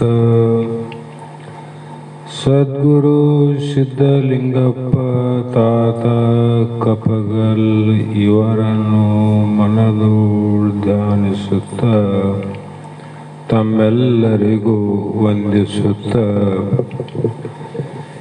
ಈ ದಿನ ಶ್ರೀಮದ್ ಭಗವದ್ಗೀತಾ ಎನ್ನುವ ಗ್ರಂಥದ 7ನೇ ಅಧ್ಯಾಯದ ಎಷ್ಟು ನೋಡಿ 7ನೇ ನುಡಿ ಶ್ಲೋಕ ಇಂದಿನ ಆಧಾರದ ವಿಷಯವಾಗಿದ್ದು, ಈ ಒಂದು 6ನೆಯ ಶ್ಲೋಕದಲ್ಲಿ ಯಾವ ಏತೋದ್ಯೋನಿನಿ ಭೂತಾನಿ ಸರ್ವಾಣಿ ಇತ ಉಪಧಾರಯ ಅಂದ್ರೆ, ಅರ್ಥಾತ್ ಇಡೀ ಜಗತ್ತಿನ ಮೂಲ ಕಾರಣನಾಗಿದ್ದಾನೆ, ಆ ಭಗವಂತ ಅನ್ನುವುದನ್ನು ನಾವು ತಿಳಿದುಕೊಳ್ಳಬೇಕು ಅಂತ ಹೇಳಿ, ಯಾವ ಸಮಸ್ತ ಜೀವಿಗಳು ಈ ಎರಡೂ ಪ್ರಕಾರದಿಂದ ಉತ್ಪತ್ತಿಯಾಗ್ಯವ, ನಾನು ಸಮಸ್ತ ಜಗತ್ತಿನ ಉತ್ಪತ್ತಿ ಪ್ರಳಯ ರೂಪನಾಗಿದ್ದೇನೆ, ಹೀಗೆ ತಿಳಿದುಕೋ, ಜಗತ್ತಿನ ಮೂಲ ಕಾರಣ ನೀನೇ ಆಗಿದ್ದಿ ಅಂತ ತಿಳ್ಕೋ ಅಂತ ಹೇಳಿದರು. ಈ 8ನೇ ನುಡಿಯಲ್ಲಿ ಮತ್ ಪರತರಂ ನ ಅನ್ಯತಾ ಕಿಂಚಿತ್ ಅಸ್ತಿ ಧನಂಜಯ ಮೈ ಸರ್ವಂ ಇದಂ ಪ್ರೋತಂ ಸೂತ್ರೇ ಮಣಿಗಣ ಇವ ಅಂತ ಬರೆದ್ರಲ್ಲಿ. ಏನರ್ಥ ಅಂದರೆ, ಶಾಸ್ತ್ರದಲ್ಲಿ ಭಾಳ ಸಲ ನಿಜಗುಣ ಶಾಸ್ತ್ರದಲ್ಲಿ ಬಂದು ಹೋಗ್ಯವ. ಹೇಗೆಂದರೆ ಮಣಿಗಣ ಸೂತ್ರ ಅಂದರು. ನನಗಿಂತ ಭಿನ್ನವಾದ ವಸ್ತು ಯಾವುದು ಇರುವುದಿಲ್ಲ. ಯಾಕೆಂದರೆ ದಾರದಲ್ಲಿ ಮಣಿಗಳು ಪೂರ್ಣಿಸಲ್ಪಟ್ಟ ಹಾಗೆ ಇವೆಲ್ಲವೂ ಆತ್ಮನಲ್ಲಿ ಪೂರ್ಣಿಸಲ್ಪಟ್ಟಿವೆ. ಆತ್ಮನಲ್ಲಿ ಪೂರ್ಣಿಸಲ್ಪಟ್ಟಂಥ ಮಣಿಗಳು ಅನೇಕವ. ಆ ಸೂತ್ರ ದಾರ ಅನ್ನುವುದು ಏಕ ಅದ. ಅದು ಏಕ ಇದ್ರೂ ಕೂಡ ಮಣಿಗಳನ್ನು ಬಿಟ್ಟು ಅದೇನು ಇಲ್ಲ. ಓತ ಪ್ರೋತ ನ್ಯಾಯದಂತೆ. ಈ ರೀತಿ ಕೃಷ್ಣನು ಅರ್ಜುನನ ಕುರಿತು ಹೇ ಧನಂಜಯ ಎಂದು ಸಂಬೋಧಿಸಿ, ರಾಜಸೂಯ ಯಾಗದ ಪ್ರಸಂಗದಲ್ಲಿ ದಿಕ್ಕುಗಳಲ್ಲಿ ರಾಜರುಗಳನ್ನು ಗೆದ್ದು ಅಪರಿಮಿತವಾದ ಧನವನ್ನು ಕೂಡಿಸಿದ್ದರಿಂದ ಅವನು ಧನಂಜಯನೆಂದು ಮಹಾಭಾರತವು ಹೇಳುತ್ತದೆ. ಧನಂಜಯ ಅಂತ ಹೆಸರು ಸುಮ್ಮನೆ ಮಹಾಭಾರತದಲ್ಲಿ ಸೋಗಿಗಾಗಿ, ಪ್ರೀತಿಗಾಗಿ, ಪ್ರೇಮಕ್ಕಾಗಿ ಕರೆದಂಥ ಶಬ್ದ ಅಲ್ಲ. ಅವನು ದಿಕ್ಕುಗಳಲ್ಲಿ ಯಾಗವನ್ನು ಮಾಡುವಂಥ ಸಂದರ್ಭದಲ್ಲಿ, ರಾಜ ಅಸೂಯೆ ಯಾಗ ಅಂತ ಮಾಡಿದರು. ಅದು ಬಹಳ ದೊಡ್ಡ ಕಥೆ ಆದಾಗ ಆ ಯಾಗದ ನೇತೃತ್ವ ಅರ್ಜುನ ವಹಿಸಿಕೊಂಡಿದ್ದ. ಅಲ್ಲಿ ನೇಮ ಏನಿತ್ತು ಆವಾಗಂದ್ರೆ, ಆ ಯಾಗದ ಕುದುರೆಯನ್ನ ಕಾಯುವಂತ ನೇತೃತ್ವ ವಹಿಸಿದಂಥ ವ್ಯಕ್ತಿಯನ್ನ ಸೋಲಿಸಬೇಕು, ಕುದುರೆಯನ್ನು ಕಟ್ಟಿ ಹಾಕಬೇಕು. ಕುದುರೆಯನ್ನ ಕಟ್ಟಿ ಹಾಕಲಿಕ್ಕೆ ಅಸಾಧ್ಯವಾದರೆ ತಮ್ಮ ಕೈಲಾದ ಮಟ್ಟಿಗೆ ಕಪ್ಪು ಕಾಣಿಕೆಯನ್ನ, ಸಂಪತ್ತನ್ನ ಅವರಿಗೆ ಕೊಡಬೇಕು.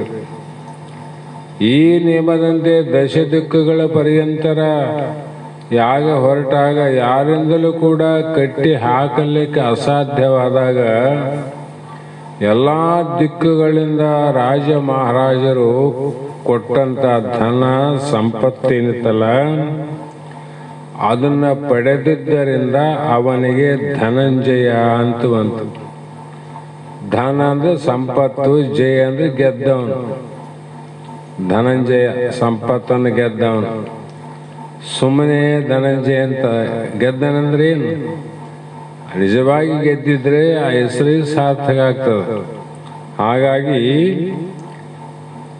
ಪಾರಮಾರ್ಥಿಕ ವಿಚಾರ ಪ್ರಸಂಗದಲ್ಲಿ ಧನಂಜಯ ಎಂಬ ಪದಕ್ಕೆ ಅರ್ಥವೇನು? ಲೌಕಿಕ ವಿಷಯಕ ಧನಂಜಯ.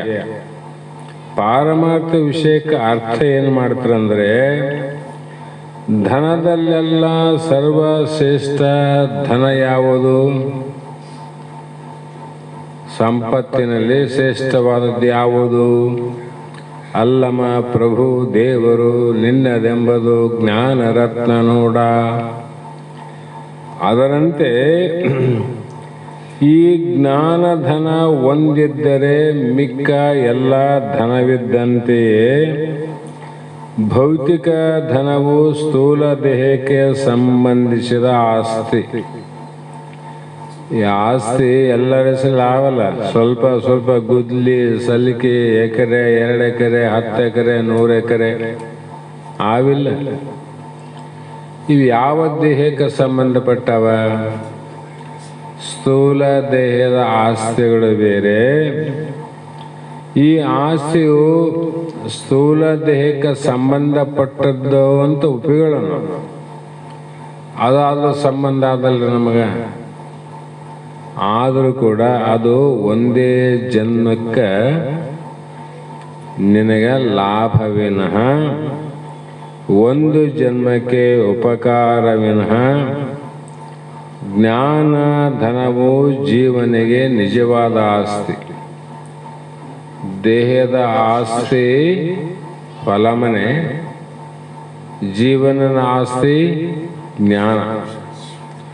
ಹಾಗಾಗಿ ಇದು ಒಂದು ಜನ್ಮಕ್ಕೆ ನಿನಗೆ ಹೋಯಿತು, ಮತ್ತೊಂದು ಜನ್ಮದಲ್ಲಿ ಇನ್ನೊಬ್ಬರಿಗೆ ಆಗ್ತದೆ. ಈಗಿನ ಕಾಲದಲ್ಲಿ ಅಲ್ಲಿ ಇನ್ನೊಂದು ಜನ್ಮಕ್ಕೆ ಹೋಗೋತನ ತಡೆದಿಲ್ಲ. ಇರುವಾಗನೇ ಇನ್ನೊಬ್ಬರ ಹೆಸರು ಬಿಡ್ತಾವೆ. ಈಗ ನನ್ನ ಹೆಸರು ಏನೇನು ಆದಂದ್ರೆ ಮುಂದೆ ಯಾರಾದ್ರೂ ನಮ್ಮ ಹೆಸರು ಮಾಡಿಸೋಂತ ಮೊದಲೇ ಹೇಳ್ತಾರೆ. ಮೊದಲ ಕಾಲದಲ್ಲಿ ಇತ್ತು, ನ್ಯಾಯ ಇತ್ತು, ನೀತಿ ಇತ್ತು, ಧರ್ಮ ಇತ್ತು. 1 ತಲೆ 2 ತಲೆ ಹೋದ್ರೂ ಕೂಡ 3ನೇ ತಲೆಯಲ್ಲಿ ಆಸ್ತಿ ಭಾಗವನ್ನು ಮಾಡ್ಯಾರ ನ್ಯಾಯದಿಂದ. ಈಗಿನ ಕಾಲದಲ್ಲಿ ಎಂತೆಂಥ ಅನ್ಯಾಯ ಅಧರ್ಮ ನಡೆದವಂಬುದು ನಿಮಗೂ ಗೊತ್ತದ ನೋಡ್ರಿ. ಎಲ್ಲರಿಗೂ ಗೊತ್ತಿದ್ದ ವಿಷಯನೇ. ಆದರೂ ಕೂಡ ಅದು ಜನ್ಮ ಜನ್ಮಾಂತರಗಳಲ್ಲಿಯೂ ಉಪಕಾರ ಮಾಡುತ್ತದೆ. ಜ್ಞಾನಧನ ಅಂದರು. ಆ ಸಂಪತ್ತು ಜನ್ಮ ಜನ್ಮಗಳಲ್ಲಿ ನಮ್ಮನ್ನು ಕಾಪಾಡ್ತದೆ. ಇದು ಒಂದೇ ಜನ್ಮಕ್ಕೆ, ಅದು ಕೂಡ ನಿಂದಲ್ಲ ಅಂತ ವಿಚಾರ ಮಾಡಿದ್ರೆ ಆಸ್ತಿ ನಿಂದೇನು? ಯಾಕಂದ್ರೆ ನೀ ದೇಹ ಆಗಿದ್ರೆ ಆಸ್ತಿ ನಿನ್ನ ಸಂಬಂಧ ಬರ್ತದ. ದೇಹನೇ ನೀನು ಅಲ್ಲಂದ್ರೆ ಈ ಸಂಪತ್ತು ನಿನಗೆ ಸಂಬಂಧ ಪಡ್ತದೇನು? ಇಲ್ಲವೇ ಇಲ್ಲ. ಆದರೆ ಆತ್ಮ ಜ್ಞಾನಿಯನ್ನ ಯಾರೊಂದು ಚಕ್ರವರ್ತಿಗಳು ಸಹ ಅವರಿಗೆ ಶರಣಾಗುತ್ತಾರೆ. ಈ ಆಸ್ತಿ ಇದ್ದವನಿಗೆ ಯಾರಾದರೂ ಶರಣಾಗತಿ ಆಗ್ಯಾರೇನು ಅಂದ್ರೆ ಯಾರೂ ಶರಣಾಗಿಲ್ಲ. ಕೆಲಸಕ್ಕೆ ಬಂದರ ಕೂಲಿ ಕೊಡ್ತಿದ್ದಿ, ನಿನ್ನ ಕೆಲಸ ಮಾಡ್ತಾರ, ಹೋಗ್ತಾರ. ಆ ಜ್ಞಾನದ ಆಸ್ತಿ ಶರಣರು, ಸಂತರು, ಮಹಾತ್ಮರು, ಎಷ್ಟೋ ಜನ ಶಿಷ್ಯರು ಇದನ್ನ ಶರಣಾಗತರಾಗಿಲ್ಲ ಈ ಧನಕ್ಕೆ, ಈ ಸಂಪತ್ತಿಗೆ. ಹಾಗಾಗಿ ಈತ ವಿದ್ವಾನ್ ಸರ್ವತ್ರ ಪೂಜ್ಯತೆ. ವಿದ್ವಾನ್ ಸರ್ವತ್ರ ಪೂಜ್ಯತೆ. ಎಲ್ಲಿ ಹೋದರೂ ಕೂಡ ಅವನಿಗೆ ಪೂಜ್ಯತೆ ಭಾವನಿದೆ ನೋಡ್ರಿ. ಅವನಿಗೆ ಎಲ್ಲಿ ಹೋದರೂ ಗೌರವವಿದೆ. ಇವರು ಕೋಟ್ಯಾಧಿಪತಿ ಆಗಲಿ, ಬೇಕಾದ ಗಳಿಸಿರಲಿ, ಉನ್ನತ ಉದ್ಯೋಗಿ ಆಗಲಿ, ಕೊನೆಯ ಪಕ್ಷ ರಾಜನೂ ಆಗಲಿ, ತಮ್ಮ ಪರಧಿಯಲ್ಲಿ ಅವರ ಪ್ರಭಾವ ಪರಧಿಯನ್ನು ದಾಟಿದರೆ ಅವರನ್ನು ಕೇಳುವರೇ ಇಲ್ಲ. ತಮ್ಮ ಅಧೀನದಲ್ಲಿ ಇದ್ದವರಿಗೆ ಅವರ ಪ್ರಭಾವ ಬೀಳ್ತದೆ, ಬೇರೆಯವರಿಗೆ ಅದರ ಪ್ರಭಾವ ಆಗೋದಿಲ್ಲ. ಮನೆಯಲ್ಲಿ ಬಹಳ ರಾಜನಿಗೆ, ಕೋಟ್ಯಾಧೀಶ್ವರನಾಗಿರಲಿ, ಉನ್ನತ ಅಧಿಕಾರಿಯಾಗಿರಲಿ, ಆ ಉನ್ನತ ಅಧಿಕಾರಿಗೆ, ಕೋಟ್ಯಾಧೀಶ್ವರಿಗೆ, ರಾಜನಿಗೆ ಹೆಚ್ಚಿನ ಗೌರವ ಯಾರು ಕೊಡ್ತಾರಪ್ಪ ಅಂದ್ರೆ ಮನೆಯವರು ಕೊಡ್ತಾರೆ. ರಾಣಿ ಅಧಿಕಾರಿಗೆ ತನ್ನ ಕೈಯಲ್ಲಿ ಕೆಲಸ ಮಾಡೋರು ಕೊಡ್ತಾರೆ. ಜಗತ್ತು ಅವರಿಗೆ ಗೌರವ ಕೊಡ್ತದೇನು? ಇದ್ರಿದ್ದಾನು ಬಿಡು, ಅವನ ಮನೆಗೆ ಅವನಾನ ಅಂತೀವಿಲ್ಲ. ಆದ್ರೆ ಜ್ಞಾನಿಗೆ ಹಂಗಂತಾರೇನು? ಜ್ಞಾನಿಗೆ ಹಂಗೆ ಅನ್ನಂಗಿಲ್ಲ. ಹೀಗೆ ಅವನು ಎಲ್ಲೆಲ್ಲಿಯೂ ಪೂಜ್ಯನೇ, ಎಲ್ಲರ ಮೇಲೆಯೂ ಅವನ ಪ್ರಭಾವ ಬೀರ್ತದೆ. ಸೂರ್ಯನ ಪ್ರಭಾವ ಲೋಕದಲ್ಲಿ ಸರ್ವ ಜೀವಿಗಳ ಮೇಲೆ ಪ್ರಭಾವ ಬೀರ್ತದೋ, ಕೆಲವು ಜೀವಿಗಳ ಮೇಲೆ ಪ್ರಭಾವ? ಎಲ್ಲ ಜೀವಿಗಳ ಮೇಲೆ ಸರ್ವ ಸಮ ಪ್ರಭಾವ ಅಂತ. ಅದರಂತೆ ಆತ ಎಲ್ಲರಿಗೂ ಪ್ರಭಾವವನ್ನು ಬೀರಿ, ಇದಕ್ಕೆ ಕಾರಣ ಯಾವುದು ಅಂದರೆ ಅದೇ ಜ್ಞಾನ ಸಂಪತ್ತು. ಆ ಸಂಪತ್ತು ಯಾರ್ದು? ಅದಕ್ಕೆ ಹೇಳಿದ್ದು ನಿನ್ನದೆಂಬುದು. ಜೀವ ನೀನಾದರೆ ನಿನ್ನ ಸಂಪತ್ತು ಜ್ಞಾನ, ದೇಹ ನೀನಾದರೆ ನಿನ್ನ ಸಂಪತ್ತು ಹೊಲ ಮನೆ ಹೆಂಡ್ರು ಮಕ್ಕಳು. ಇದ್ರಾಗ ನೀನು ಆಯ್ಕೆ ಮಾಡ್ಕೋ. ಹೀಗೆ ಅರ್ಜುನನನ್ನು ಧನಂಜಯನೆಂದು ಹೇಳಿಸಿಕೊಂಡಿದ್ದಾನೆ. ಈ ಹೆಸರು ಅರ್ಜುನನ ಒಬ್ಬನಿಗೆ ಮಾತ್ರವೆಂದರ್ಥವಲ್ಲ, ಈಗಲೂ ಕೂಡ ವರ್ತಮಾನದಲ್ಲಿ ಸದ್ಗುರುವಿನ ಅನುಗ್ರಹದಿಂದ ಆಧ್ಯಾತ್ಮಿಕ ಧನವಾದ ಜ್ಞಾನವನ್ನು ಸಂಪಾದಿಸುವ ಅವನು ಯಾವನೇ ಆಗಲಿ ಅವನು ಸಹ ಧನಂಜಯನೇ. ಆಗ ಅರ್ಜುನಿಗೆ ಧನಂಜಯ ಈಗೆಲ್ಲಂತಲ್ಲ, ಆತ ಒಬ್ಬತ್ತಿಗೆ ರಿಜಿಸ್ಟ್ರೇಷನ್ ಮಾಡಿಸಿಲ್ಲ ಆ ಶಬ್ದ. ಆತನಂತೆ ತನ್ನದೆಂಬುದು ತನ್ನ ನಿಜವಾದ ಸ್ವರೂಪ ಸಾಕ್ಷಾತ್ಕಾರ ಜ್ಞಾನ ಅಂತ ತಿಳ್ಕೊಂಡರು ಯಾರಿದ್ರು ಕೂಡ ಅವರು ಕೂಡ ಧನಂಜಯನೇ. ಅವರು ಧನಂಜಯ ಅಂತ ಅನ್ಬೇಕಂತಾರೆ. ಅವರು ಮೂಲದಲ್ಲಿ ಬಂದಿರುವ ಮತಃ ಪರತರಂ ನಾಣ್ಯತಾ ಕಿಂಚಿದಸ್ತಿ ಎಂಬ ವಾಕ್ಯಕ್ಕೆ ಪರಮಾತ್ಮನಾದ ತನಗಿಂತ ಭಿನ್ನ ಪದಾರ್ಥವೇ ಇಲ್ಲವೆಂದರ್ಥ. ಇಷ್ಟೆಲ್ಲ ಯಾಕೆ ಹೇಳಬೇಕಾಗಿದೆ? ನಿನ್ನ ಬಿಟ್ಟು ಬೇರೆ ಯಾವುದೇ ಪದ ಇಲ್ಲ, ಪದಕ್ಕೆ ಅರ್ಥನೂ ಇಲ್ಲ. ಪದಾರ್ಥ ಬೇರೆ ಶಬ್ದಗಳಿಲ್ಲ, ಆ ಶಬ್ದಗಳಿಗೆ ನಿನ್ನಂತ ಅರ್ಥನೂ ಇಲ್ಲ. ಅವೇನಾದ್ರು ಇದ್ರೆ ಅವ ಅನರ್ಥದಿಂದ ಕೂಡ್ಯಾವ. ಅನರ್ಥ ಅಂದ್ರೆ ಏನ್ರಿ? ವಿಕಾರ ಆಗ್ತಾವ. ಅನರ್ಥ ಅಂದ್ರೆ ನಾಶ ಆಗ್ತದ. ಹೀಗೆ ಇದು ಪರಮಾತ್ಮನ ಪಾರಮಾರ್ಥಿಕ ಸ್ವರೂಪ. ಅಧಿಷ್ಠಾನ ವಸ್ತುವನ್ನು ಬಿಟ್ಟು ಅಧ್ಯಸ್ಥ ವಸ್ತುಗಳ ಇರುವಿಕೆಯೇ ಇರುವುದಿಲ್ಲ. ಹೇಗೆಂದರೆ ಅದೇ ಹಗ್ಗದಲ್ಲಿ ಹಾವು. ಆ ಹಾವು ಒಬ್ಬನಿಗೆ ಹಾವೆಂದು, ಮತ್ತೊಬ್ಬನಿಗೆ ಕೋಲೆಂದು, ಇನ್ನೊಬ್ಬನಿಗೆ ಹೂವಿನ ಮಾಲೆಯೆಂದು ಅನೇಕ ವಿಧವಾಗಿ ಪ್ರಕಾರವಾಗಿ ತೋರಿದರು. ಅಲ್ಲಿ ಇರುವಿಕೆಯೇ ಎಲ್ಲದರುವಂತೆ. ಅಧಿಷ್ಠಾನದಲ್ಲಿ ಆರೋಪವಾದದ್ದೇನದ? ಆ ಹಾವು ಕಣ್ಣಂಗೆ ಕಂಡಿದ್ದ ಒಬ್ಬನಿಗೆ ಅವನಿಗೇನು ಹಾವಿಲ್ಲ. ಹೂಮಾಲೆ ಕಣ್ಣಂಗಾಯ್ತು, ಆ ಹೂಮಾಲೆ ಇಲ್ಲ. ಮತ್ತೊಬ್ಬರಿಗೆ ಮತ್ತೊಂದು ಕಂಡಿತು, ಅದು ಮತ್ತೊಂದಿಲ್ಲ. ಇರೋದೇನಾದ್ರೂ ಅಧಿಷ್ಠಾನವಾದ ಹಗ್ಗ ಒಂದೇ ಆದಿಲ್ಲ. ಅದೇ ಪ್ರಕಾರವಾಗಿ ಅವು ಮೂರರಲ್ಲಿ ತೋರುವ ವಸ್ತು ಬೇರೆ. ಒಂದು ಮಾಲೆ ಆಗಿ ತೋರ್ತು, ಒಂದು ಕೋಲಾಗಿ ತೋರ್ತು, ಒಂದು ಹಾವಾಗಿ ತೋರ್ತು. ಆದರೆ ಅವು ಬೇರೆ ಬೇರೆ ಆಗಿ ತೋರಿದ್ರು ಕೂಡ ಅದರ ಅಧಿಷ್ಠಾನ ವಸ್ತು ಮಾತ್ರ ಆಧಾರ ಒಂದೇ.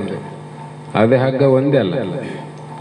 ಮಾಲೆಯಾಗಿ ತೋರಕ್ಕೆ ಒಂದು ಹಗ್ಗ, ಹಾವಾಗಿ ತೋರಕ್ಕೆ ಒಂದು ಹಗ್ಗ, ಕೋಲಾಗಿ ತೋರಕ್ಕೆ ಒಂದು ಹಗ್ಗ. ಮೂರು ಬೇರೆ ಬೇರೆ ಅವೇನು ಇಲ್ಲ. ಅದರಂತೆ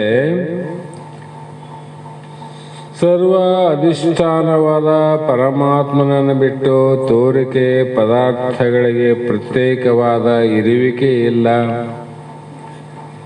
ಇಲ್ಲಿ ತಿಳಿದ ಮೇಲೆ ಬೇರೆ ಎಲ್ಲಾದ್ರೂ ಬಿಟ್ಟು ಹೋದ್ರಿ, ಬೇರೆ ಜಾಗ ಅದ ಅವಕ್ಕಂದ್ರೆ ಆ ಪ್ರಶ್ನೆ ಬೇರೆ. ಹಾವಿಲ್ಲ, ಹಾವು ಎಲ್ಲಿ ಬೇರೆ ಕಡೆ ಅದನೀಗ? ಹಗ್ಗ ಬಿಟ್ಟು ಬೇರೆ ಕಡೆ ಅದೇನು ಇಲ್ಲ. ಕೋಲು ತೋರಿತು, ಹಗ್ಗದಲ್ಲಿ ಕೋಲು ಬೇರೆ ಕಡೆ ಅದೇನು? ಹಗ್ಗದಲ್ಲಿ ಮಾಲೆ ತೋರಿತು, ಮಾಲೆ ಬೇರೆ ಕಡೆ ಅದನೀಗ? ಇಲ್ಲಲ್ಲ. ಏನು ಅರ್ಥ ಮಾಡ್ತಾರೆ? ಇಲ್ಲವೇ ಇಲ್ಲ ಅಂತ. ಹಾಗಾಗಿ ಪರಮಾತ್ಮನನ್ನು ಬಿಟ್ಟು, ಹಗ್ಗವನ್ನು ಬಿಟ್ಟು ಬೇರೆ ಏನೋನು ಇಲ್ಲವೋ ಅದರಂತೆ ಪರಮಾತ್ಮನನ್ನು ಬಿಟ್ಟು ತೋರಿಕೆ ಪದಾರ್ಥಗಳಿಗೆ ಪ್ರತ್ಯೇಕವಾದ ಇರುವಿಕೆ ಇರುವುದಿಲ್ಲ. ಅವೆಲ್ಲಿರ್ತಾವೆ? ಎಲ್ಲಿ ಅವಂತಿ ಹುಡುಕಾಡಿದರೆ ಇರುವಿಕೇನಿಲ್ಲ ಅಂತ. ಆದುದರಿಂದಲೇ ಪರಮಾತ್ಮನಾದ ನನಗಿಂತ ಭಿನ್ನ ಪದಾರ್ಥವು ಇಲ್ಲ ಎಂಬುದೇ ಸತ್ಯವಾದ ಮಾತು. ಇದೊಂದು ಸತ್ಯಲಿ. ಹಾಗೆಯೇ ಇದನ್ನೇ ಭಾಗವತದಲ್ಲಿ ಕೂಡ ಅನೇಕ ಉದಾಹರಣೆಗಳನ್ನು ಹೇಳಿ ಇಲ್ಲಿ ಒಂದು ಉದಾಹರಣೆ ಕೇಳ್ತಾರೆ. ಒಮ್ಮೆ ಗೋಪಾಲ ಬಾಲಕರೊಡನೆ ಶ್ರೀಕೃಷ್ಣ ಏನು ಮಾಡಿದ, ಕಾಡಿನಲ್ಲಿ ಗೋವುಗಳನ್ನು ಮೇಯಿಸುತ್ತಿರುವ ಕಾಲದಲ್ಲಿ ಎಲ್ಲ ಹುಡುಗರು ಒಂದು ಕಡೆ ಸೇರಿ ಶ್ರೀಕೃಷ್ಣನನ್ನ ಮಧ್ಯೆ ಕುಳ್ಳಿಸಿಕೊಂಡು ಗೋಪಾಲಕರೆಲ್ಲರೂ ಸುತ್ತಲೂ ಗುಂಡಾಗಿ ಕುಳಿತುಕೊಂಡು ಇವನ ಕೈಯಿಂದ ಅವನು, ಅವನ ಕೈಯಿಂದ ಇವನು ಏನು ಮಾಡ್ತಿದ್ರು ಅಂದರೆ ಯಾವ ಭೇದ ಇಲ್ಲದೆ, ಉಚ್ಚ ಶ್ರೇಷ್ಠ ಎಂಬ ನಿಷೇಧವಿಲ್ಲದೆ ಅವನ ಕೈಯಿಂದ ಇವನ ತೊತ್ತು, ಇವನ ಕೈಯಿಂದ ಅವನ ತೊತ್ತು ತಿಂತಿದ್ರು. ಮತ್ತೆ ಪರಮಾತ್ಮನ ಎಂಜಲು ಭಕ್ತರಿಗೆ ಪ್ರಸಾದವಾದರೆ ಭಕ್ತರ ಎಂಜಲು ಪರಮಾತ್ಮನಿಗೆ ಪ್ರಸಾದ ಬೇಕಾಗಬಾರದು. ಅವನು ಭಗವಂತ ಅವನ ಕೈಯಿಂದ ತಿಂದ್ರೆ ಪ್ರಸಾದ ಆಯ್ತಪ್ಪ, ಇವನು ಭಕ್ತ ತಿಂದಲ್ಲ. ಇವನ ಕೈಯಿಂದ ಇವನು ಇನ್ನೊಬ್ಬನ ತಿಂತಾನ, ಅವನಿಗೆ ಯಾಕೆ ಪ್ರಸಾದ ಆಗಬಾರದು? ಆಗಬೇಕಲ್ಲ. ಹಾಗೆ ಭಕ್ತರಿಗೂ ಪರಮಾತ್ಮನಿಗೂ ಭೇದವಿಲ್ಲವೇ? ಇಲ್ಲಿ ಭೇದ ಆದಿಲ್ಲ, ಆದರೆ ಇಲ್ಲಿ ಈ ರೀತಿ ನಡೆದ ನೋಡು. ಸರಿ, ಈ ರೀತಿ ಇರುವಾಗ ಚತುರ್ಮುಖ ಬ್ರಹ್ಮನು ಈ ಲೀಲೆಯನ್ನು ನೋಡಿ ಸಣ್ಣ ಹುಡುಗರ ಎಂಜಲನ್ನು ಕಿತ್ತು ತಿನ್ನುವ ಶ್ರೀಕೃಷ್ಣನನ್ನ ದೇವರೇ ಎಂದು ಸಂದೇಹಪಟ್ಟನು. ಅವನ ದೈವತ್ವವನ್ನು ಪರೀಕ್ಷೆ ಮಾಡುವುದಕ್ಕಾಗಿ ಗೋವುಗಳನ್ನು ಕದ್ದು ತೆಗೆದುಕೊಂಡು ಹೋಗಿ ಪರ್ವತಗಳ ಮರೆಯಲ್ಲಿ ಮರೆ ಮಾಡಿಬಿಟ್ಟ. ಯಾರು? ಬ್ರಹ್ಮ. ದೇವರು ಹೌದು ಇಲ್ಲ ಹಿಂಗೆ ಮಾಡ್ತಾನಂದ್ರೆ ಪರೀಕ್ಷೆ ಮಾಡಮಂದ ಅವನ ಗೋವುಗಳೆಲ್ಲ ತಗೊಂಡು ಹೋಗಿ ಅಲ್ಲಿ ಮರೆ ಮಾಚಿದ ಕಾಣಲಾರ್ದಂಗ. ಆಗ ಗೋಪಾಲಕರೆಲ್ಲರೂ ಗೋವುಗಳು ಕಾಣದೇ ಇರುವುದರಿಂದ ದುಃಖಿಸತೊಡಗಿದರು. ಇದು ಸಹಜವೇ. ದುಃಖ ಆಯ್ತಲ್ಲ, ಸಹಜದಾಗದು. ಆತ್ಮದೃಷ್ಟಿ ಆನಂದಕರವಾದದ್ದು, ವಿಷಯ ದೃಷ್ಟಿ ದುಃಖಕರವಾದದ್ದು. ಆತ್ಮದೃಷ್ಟಿ ಆನಂದಕರವಾದದ್ದು, ವಿಷಯ ದೃಷ್ಟಿ ದುಃಖಕರವಾದದ್ದು ಅಂತ ಭಾಳ ಚಂದ ಬರದ ನೋಡ್ರಿ. ಭಾಳ ವಿಶೇಷ ಅರ್ಥ ಮಾಡವ. ನಮಗೆ ದುಃಖ ಆತದ್ರಿ ಯಾವಾಗ ಅಂದ್ರೆ ಜನನ ಮರಣ ಕಾಲದಲ್ಲಿ ದುಃಖ ಆಗೋದು ಸಹಜ. ಆಗ್ತದಿಲ್ಲ ನಮಗೆ. ದೇಹ ದೃಷ್ಟಿಯ ಇದ್ದುದರಿಂದ ದುಃಖ ಆಯ್ತು, ಏನು ಆತ್ಮದೃಷ್ಟಿಯಿಂದ ದುಃಖ ಆಗಿದೆ ನನಗೆ ಅಂದ್ರೆ ಏನು ಅರ್ಥ ಆಯ್ತು ಇಲ್ಲಿ? ಅವ್ರು ಹೇಳಿದ ಮಾತು ಆತ್ಮದೃಷ್ಟಿ ಆನಂದಕರವಾದದ್ದು, ವಿಷಯ ದೃಷ್ಟಿ ದುಃಖಕರವಾದದ್ದು. ಇವೆರಡರ ಮೇಲೆ ನಡೆದ ನೋಡ್ರಿ, ದುಃಖ ಸುಖ. ಬಹಳ ಸುಖ ಬಹಳ ದುಃಖ ಸಾಮಾನ್ಯ. ವಿಶೇಷವಾದ ದುಃಖ ವಿಶೇಷವಾದ ಆನಂದ. ಯಾರಿಗೆ ವಿಶೇಷವಾದ ಆನಂದ ಆಗಲ್ಲ. ವಿಶೇಷವಾದ ಆನಂದ ಅಂದ್ರೆ ಪರಮಾನಂದ ಅಂತ ಅರ್ಥ. ವಿಶೇಷ ದುಃಖ ಅಂದ್ರೆ ಯಾವುದು? ಜನನ ಮರಣ ದುಃಖ ಅಂತ ಅರ್ಥ. ಇಲ್ಲಿ ಗೊಳೋ ಅಂತ ಅಳ್ತಾರ, ಅಲ್ಲಿ ಹೋ ಅಂತ ನಗ್ತಾರ. ಅವ್ರಿಗೆ ಯಾಕೆ ನಗು ಬಂತು, ಇವ್ರಿಗೆ ಯಾಕೆ ಅಳು ಬಂತು? ವಸ್ತು ಒಂದೇ ಅಲ್ಲ. ಒಂದೇ ವಸ್ತು ಆದಿಲ್ಲ, ಅದು ಶವದೃಷ್ಟಿ ಅಂತ ಹೇಳಿ ನಿನ್ನೆ. ಅವರು ಆತ್ಮದೃಷ್ಟಿಯಿಂದ ನೋಡಿ ಹೋ ಅಂತ ನಗ್ತಾರ, ದೇಹ ದೃಷ್ಟಿಯಿಂದ ನೋಡಿ ಹೋ ಅಂತ ಆಳ್ತಾರ. ನೋಡಿ ಅಂದ್ರೆ ಯಾವ ದೃಷ್ಟಿಯಿಂದ ಆನಂದ ಆಗ್ತದಂತ ಅರ್ಥ ಆಯ್ತು. ಈಗ ಆತ್ಮದೃಷ್ಟಿಯಿಂದನೇ ಆನಂದ ಆಗೋದು, ಮತ್ತೆ ಬೇರೆ ದೃಷ್ಟಿಯಿಂದ ದುಃಖನೇ ಆಗ್ತದೆ. ಆ ಕಾರಣದಿಂದ ಬಾಲಕರಿಗೆ ಶ್ರೀಕೃಷ್ಣನನ್ನ ನೋಡುತ್ತಿದ್ದರೆ ಆನಂದ, ಕೃಷ್ಣನಿಗೆ ವಿಮುಖರಾಗಿ ಗೋವು ಕಡೆ ತಿರುಗಿದಾಗ ದುಃಖ ಆಗ್ತೈತಿ. ನೋಡ್ರಿ ಹುಡುಗರಿಗೆ ಕೃಷ್ಣನ ಕಡೆ ನೋಡಿದಾಗ ಶ್ರೇಷ್ಠ, ಕನಿಷ್ಠ, ಉಚ್ಚ, ನೀಚ, ಪರಮಾತ್ಮ, ಭಕ್ತ ಅಂತೇನು ಭೇದ ಇಲ್ಲ. ಅವನು ನೋಡಿದ ತಕ್ಷಣ ಆನಂದ ಆಗ್ತದೆ. ಅವನು ಬಿಟ್ಟು ಆ ಕಡೆ ನೋಡ್ರಿಲ್ಲ ದುಃಖ ಆಗ್ತೈತಿ. ಯಾಕಂದ್ರೆ ಅಲ್ಲಿ ಆನಂದ ದೃಷ್ಟಿ ಅಂದ್ರೆ ಆತ್ಮದೃಷ್ಟಿ ನೋಡಿದ್ರು, ಗೋವುಗಳ ದೃಷ್ಟಿ ಅಂದ್ರೆ ಏನು, ಚರ್ಮ ದೃಷ್ಟಿ ಅಂತೀವಿ. ಹೀಗಾಗಿ ನಾನು ಗೋವುಗಳನ್ನು ಹುಡುಕಿ ತರುತ್ತೇನೆ, ನೀವು ನಿಶ್ಚಿಂತರಾಗಿ ಊಟ ಮಾಡಿರಿ ಎಂದು ಹೇಳಿ ಹೊರಟನು ಶ್ರೀಕೃಷ್ಣನು. ಈ ಸಂಧಿಯಲ್ಲಿ ಚತುರ್ಮುಖ ಬ್ರಹ್ಮನು ಬಾಲಕರನ್ನ ಮತ್ತೊಂದು ಗುಹೆಯಲ್ಲಿ ಮರೆ ಮಾಡಿ, ಕೃಷ್ಣನು ಇವನ ತಂತ್ರವನ್ನು ಗುರುತಿಸಿ ತನ್ನ ದೈವತ್ವವನ್ನು ತೋರಿಸಿ ಇವನಿಗೆ ಬುದ್ಧಿ ಕಲಿಸಬೇಕೆಂದು ತಾನೇ ಗೋರೂಪವನ್ನ, ಕೃಷ್ಣ ಗೊತ್ತಾಯ್ತು ಇವನೇನೋ ಬಂದದ, ಆದ್ರೆ ನಾ ತೋರಿಸ್ಬೇಕು ಇವನಿಗೆ ಅಂತ ದೈವತ್ವ ನನ್ನ. ಯಾಕಂದ್ರೆ ಇವನು ದೇವರು ಕೃಷ್ಣ ಹೌದೋ ಅಲ್ಲಂತ ಅನುಮಾನ ಬಂದದಕ್ಕೆ ಈ ಆಟ ಮಾಡಕತ್ತೆ. ನಾವು ಅದನ್ನು ತೋರಿಸ್ಬೇಕಲ್ಲ ಅಂಥೇಳಿ ತಾನೇ ಒಂದು ಗೋರೂಪವನ್ನ, ಗೋವಿನ ರೂಪವನ್ನು ಧರಿಸಿ, ಗೋಪಾಲಕರ ರೂಪವನ್ನು ಧರಿಸಿ 1 ವರ್ಷದವರೆಗೆ ಈ ನಾಟಕ ಆಡಿದಂತ. ನೋಡ್ರಿ, 1 ವರ್ಷದವರೆಗೆ, 1 ದಿನ ಇಲ್ಲ, 2 ದಿನ ಇಲ್ಲ. ಆಗ ಚತುರ್ಮುಖ ಬ್ರಹ್ಮನು ಶ್ರೀಕೃಷ್ಣನ ದೈವತ್ವವನ್ನು ತಿಳಿದುಕೊಂಡು ಕ್ಷಮೆಯನ್ನು ಬೇಡಿದಂತ. ನೋಡ್ರಿ, ಆವಾಗ ಗೊತ್ತಾಯ್ತು ಇದು ದೈವಿ ಪುರುಷನ. ಇದು 1 ದಿನ ಆದರೆ ಸಾಮಾನ್ಯರ ಆಟ, ವರ್ಷಗಟ್ಟಲೆ ಇದೇ ಪ್ರಕಾರ ನಡೀತಂದ್ರೆ ದೈವ ಆಟ. ಅದಕ್ಕಾಗಿ ಒಂದು ದೈವ ಸ್ವರೂಪನೇ ಅಂತ ಒಪ್ಪಿಕೊಂಡು ಕ್ಷಮೆಯನ್ನು ಬೇಡಿ ಗೋವುಗಳನ್ನು ಮತ್ತು ಗೋವತ್ಸಗಳನ್ನು ನಡೆಸುವ ಚಾಟಿಯು ಎಲ್ಲವೂ ತಾನೇ ಆಗಿದ್ದರಿಂದ ಶ್ರೀಕೃಷ್ಣನಿಗಿಂತ ಇವು ಯಾವುವು ಭಿನ್ನವಾದವುಗಳಲ್ಲ. ಅವು ಗೊತ್ತಾಯ್ತು. ಗೋವ ಆದವನವನೇ, ಗೋಪಾಲಕನಾದವನೇ. ಕಾಯುವಾಗ ಏನನ್ನ ಚಾಟಿ ಬಡಿಗೆ ಇಡದವನು ಅವನೇ. ಅವನು ಬಿಟ್ಟು ಏನವ? ಅದೇ ಪ್ರಕಾರ ಯಾವುವು ಭಿನ್ನವಾದವುಗಳಲ್ಲ. ಇದೇ ಮತ್ತ ಪರತರಂ ನಾಣ್ಯತ ಕಿಂಚಿದಸ್ತಿ ಧನಂಜಯ ಎಂಬ ವಾಕ್ಯಕ್ಕೆ ಅರ್ಥ. ಅದಕ್ಕೆ ತಿಳಿಲಿ ಅಂತ ಏನು ಮಾಡಿದ್ರು, ಸರ್ವವಿಧಂ ಪ್ರೋತಂ ಸೂತ್ರೇ ಮಣಿಗಣ ಇವಹ ಅಂತ ಹೇಳಿದಿಲ್ಲ.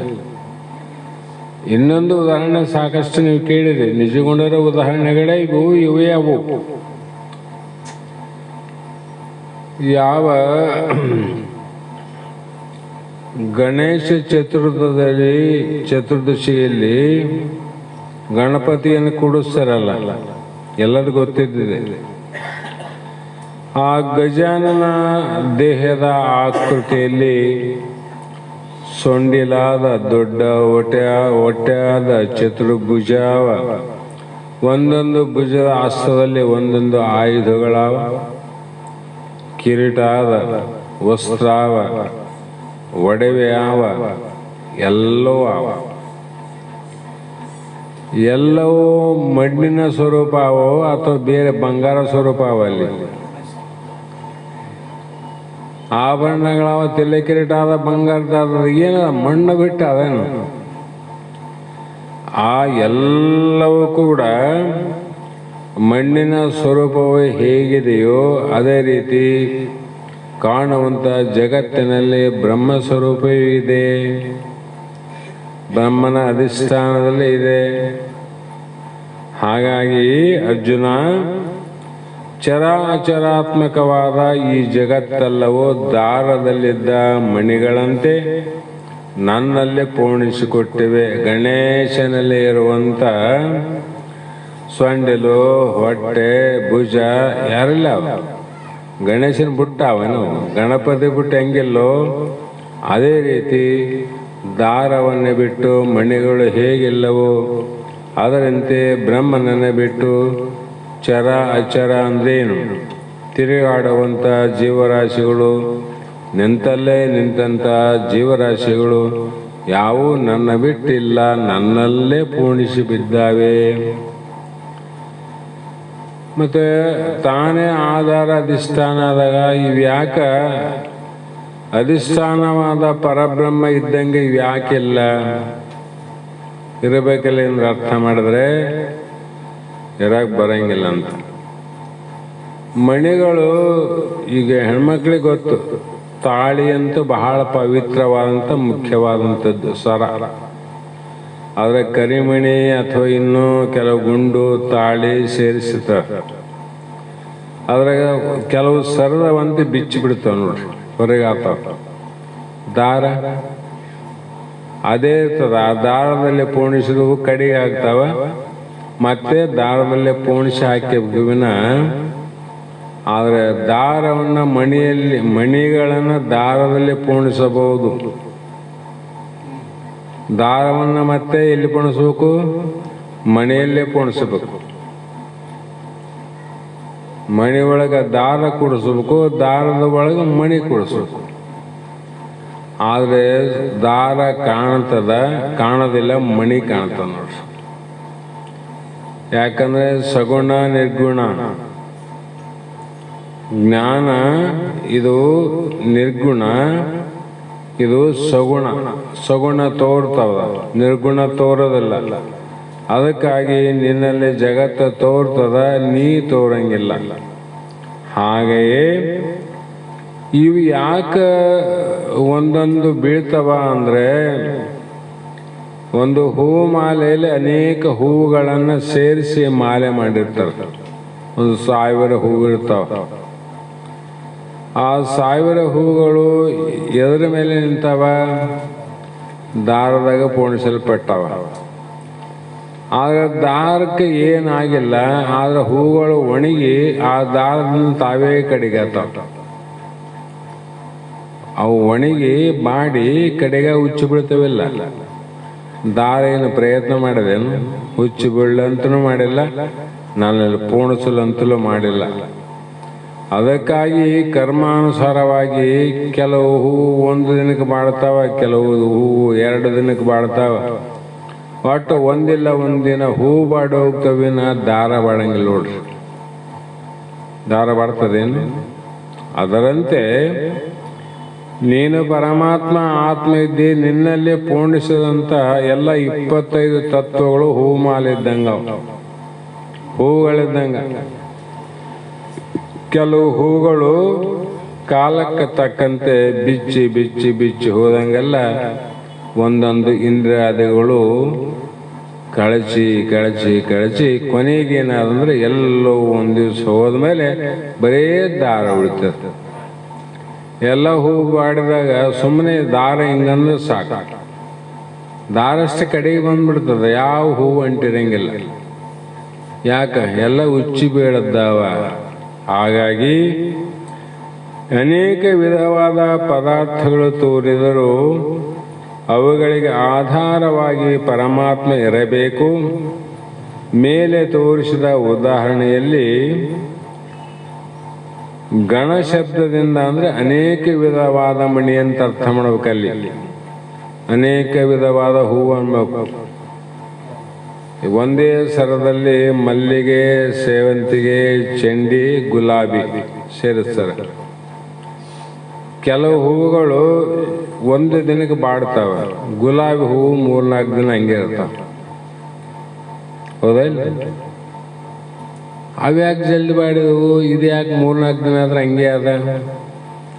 ಅದರಂಗೆ ಪರಮಾತ್ಮನಲ್ಲಿ ಅನೇಕ ಜೀವರಾಶಿಗಳು ಕೆಲವು ಬಹು ವರ್ಷಗಳು ಬಾಡೋದಿಲ್ಲ. ಬಾಡೋದಂದ್ರೆ ಏನು, ಮೆತ್ತಗಾಗೋದಿಲ್ಲ ಅಂತ, ಸಾಯೋದಿಲ್ಲ ಅಂತಾವು, ಕೆಟ್ಟು ಹೋಗೋದಿಲ್ಲ ಅಂತ. ಕೆಲವು ಜಲ್ದಿ ಕೆಡ್ತಾವ, ಕೆಲವು ನಿಧಾನ ಕೆಡ್ತಾವ, ಕೆಲವು ಬಹು ದಿನ ಆದ್ಮೇಲೆ ಕೆಡ್ತಾವ. ಆದ್ರೆ ಒಂದಿಲ್ಲ ಒಂದಿನ ಕೆಟ್ಟು ಹೋಗವ ನೋಡ್ರಿ, ಕೆಟ್ಟು ಹೋಗವೆ. ಈ ಪ್ರಕಾರವಾಗಿ ಒಂದೊಂದು ಮನೆಗೆ ಒಂದೊಂದು ಸೂತ್ರಧಾರ ಬೇರೆ ಹೇಗಿಲ್ಲವೋ ಅದರಂತೆ ಒಂದೊಂದು ಜೀವಿಗೆ ಒಬ್ಬೊಬ್ಬ ಪರಮಾತ್ಮ ಬೇರೆ ಇಲ್ಲ, ಒಬ್ಬನೇ ಅಂತ ನೀ ಅನುಭವಿಸುವಂತಕ್ಕಂಥ ಮಾತನ್ನ ಇಲ್ಲಿ ಮಹಾತ್ಮರು ಹೇಳ್ತಾ ಬಂದ್ರು. ಇಲ್ಲಿ ಸಮಯ ಆಗ್ಯದ.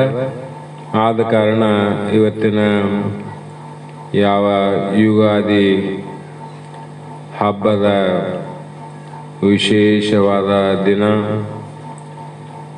ಈ ದಿನದಲ್ಲಿ ತಾವೆಲ್ಲರೂ ನಿನ್ನೆ ಅಮಾವಾಸ್ಯೆಯನ್ನು ನೆರವೇರಿಸಿ ಇವತ್ತು ಪಾಡ್ಯದ ನಿಮಿತ್ತವಾಗಿ ತಾವೆಲ್ಲರೂ ಬೇವು ಮತ್ತು ಬೆಲ್ಲವನ್ನು ಸ್ವೀಕರಿಸಿ, ಅಷ್ಟೇ ಅಲ್ಲದೆ ತಾವು ಸ್ವೀಕರಿಸಿದ ಬೇವು ಬೆಲ್ಲವನ್ನು ಪರರಿಗೂ ಹಂಚಿ ಎಲ್ಲರೂ ಸಮವಾಗಿ ಸುಖ ದುಃಖಗಳನ್ನು ಸ್ವೀಕರಿಸಬೇಕು ಅನ್ನುವುದೇ ಈ ಹಬ್ಬದ ಸೂಚನೆ. ಬೇವು ಅಂದರೆ ಕಷ್ಟ ದುಃಖ, ಬೆಲ್ಲ ಅಂದರೆ ಸುಖ ಅಥವಾ ಆನಂದ. ಇವೆರಡು ಜೀವನದಲ್ಲಿ ಹೇಗೆ ಅಂದರೆ ಚಿಂತಿಸಿದರು ನೀ ನಿಂತು ತಿಳಿದ ಬಳಿಕ, ಅದು ಮುಂದೆ ನಾಳೆ ವಿಚಾರ ಮಾಡೋಣ ಬೇಕಿದ್ರೆ. ಹೀಗೆ ನಮ್ಮ ಜೀವನದಲ್ಲಿ ಒಂದು ಸಿಹಿಯಾದ ಒಂದು ಕಹಿಯಾದ. ಕಹಿಯಾಗಿರುವಂಥದ್ದೇ ದೇಹ, ಸಿಹಿಯಾಗಿರುವುದೇ ಆತ್ಮ. ಸಿಹಿಯಾಗಿರೋದು ಆತ್ಮ, ಕಹಿಯಾಗಿರೋದು ದೇಹ. ಸಿಹಿ ಕಹಿ ಆ ಬೇವಿನಲ್ಲಿ ಬೇರೆ ಬೇರೆ ಅವೇನು, ಎರಡು ಕೂಡಿ ಅವಿಲ್ಲ. ಎರಡು ಕೂಡಿ ಎರಡು ಆ ರುಚಿಯನ್ನ ಏಕಕಾಲದಲ್ಲಿ ಕೊಡ್ತಾವ. ಅದಕ್ಕೆ ವಿಶೇಷ ಹಬ್ಬಕ್ಕೆ. ಬೇವು ಕುಡಿದಾಗ ಎರಡರ ಅನುಭವ ಆಗ್ತದಿಲ್ಲ ನಿಮಗೆ. ಮತ್ತೆ ಇದು ವಿಚಿತ್ರ ಅಲ್ಲ, ಒಂದೇ ವಸ್ತುವಿನಲ್ಲಿ ಎರಡರ ಅನುಭವ, ಒಂದು ಸಿಹಿ ಒಂದು ಕಹಿ. ಅದರಂತೆ ಒಂದು ದೇಹದಲ್ಲಿ ಒಂದು ಆನಂದವಾಗ್ಯದ, ಇನ್ನೊಂದು ದುಃಖ ಅದ. ಅವು ಎರಡರ ಅನುಭವ ಈ ಬೇವಿನಲ್ಲಿ ಹೆಂಗಾದ ಅದರಂಗೆ ಈ ದೇಹದಲ್ಲಿ ಮಾತ್ರ ಆಗ್ತದೆ, ಬೇರೆ ದೇಹದಲ್ಲಿ ಆಗೋಲ್ಲ. ಮಾನವ ಜನ್ಮಕ್ಕೆ ನಿದ್ದೆಯಲ್ಲಿ ಆನಂದ ಆಗ್ಯದ, ಇದ್ದಾಗ ದುಃಖ ಆಗಿರಲಿಲ್ಲ. ದುಃಖಕ್ಕೆ ದೇಹ ಬೇರೆ, ಸುಖಕ್ಕೆ ದೇಹ ಬೇರೆ ಅದೇನು. ಅದೇ ಪ್ರಕಾರ ನಾವು ಅನುಭವ ಮಾಡಬೇಕು ಅನ್ನುವಂಥ ಮಾತನ್ನು ಹೇಳ್ತಾ ಇಂದಿನ ಶಾಸ್ತ್ರದ ವಾಕ್ಪುಷ್ಪಗಳನ್ನು ಗುರುಪಾದಕ್ಕೆ ಸಮರ್ಪಿಸಿ ನಾವು ನೀವು ಧನ್ಯರಾಗೋಣ ಅನ್ನುವ ಮಾತನ್ನು ಹೇಳ್ತಾ ಮಂಗಲವನ್ನ ಹೇಳಿ.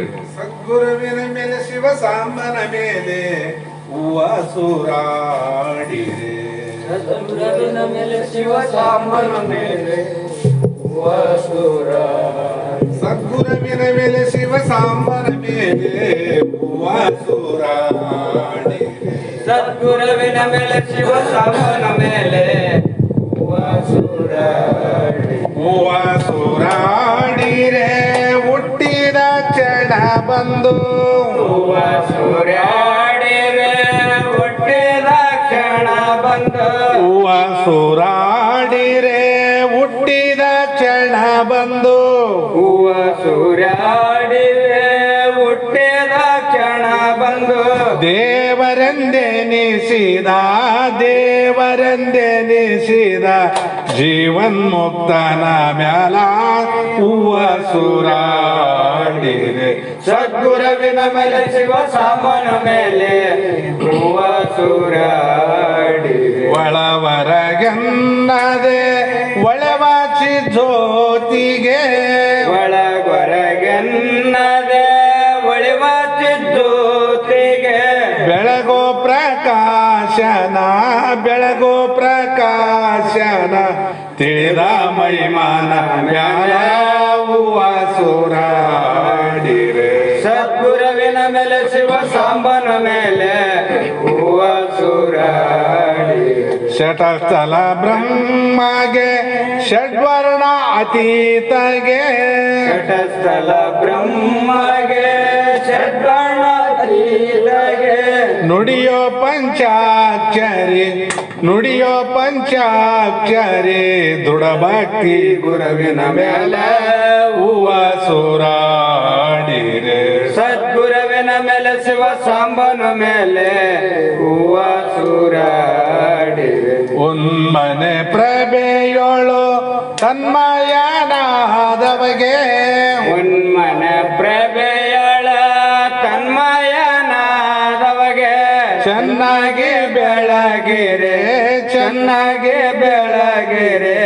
ಚಿನ್ಮಯ ಶಿವನಂದರ ಮ್ಯಾಲ ಹೂವ ಸೂರಾಡಿರೆ ಸದ್ಗುರುವಿನ ಮೇಲೆ ಶಿವ ಸಾಂಬನ ಮೇಲೆ ಹೂವ ಸೂರಾಡಿರೆ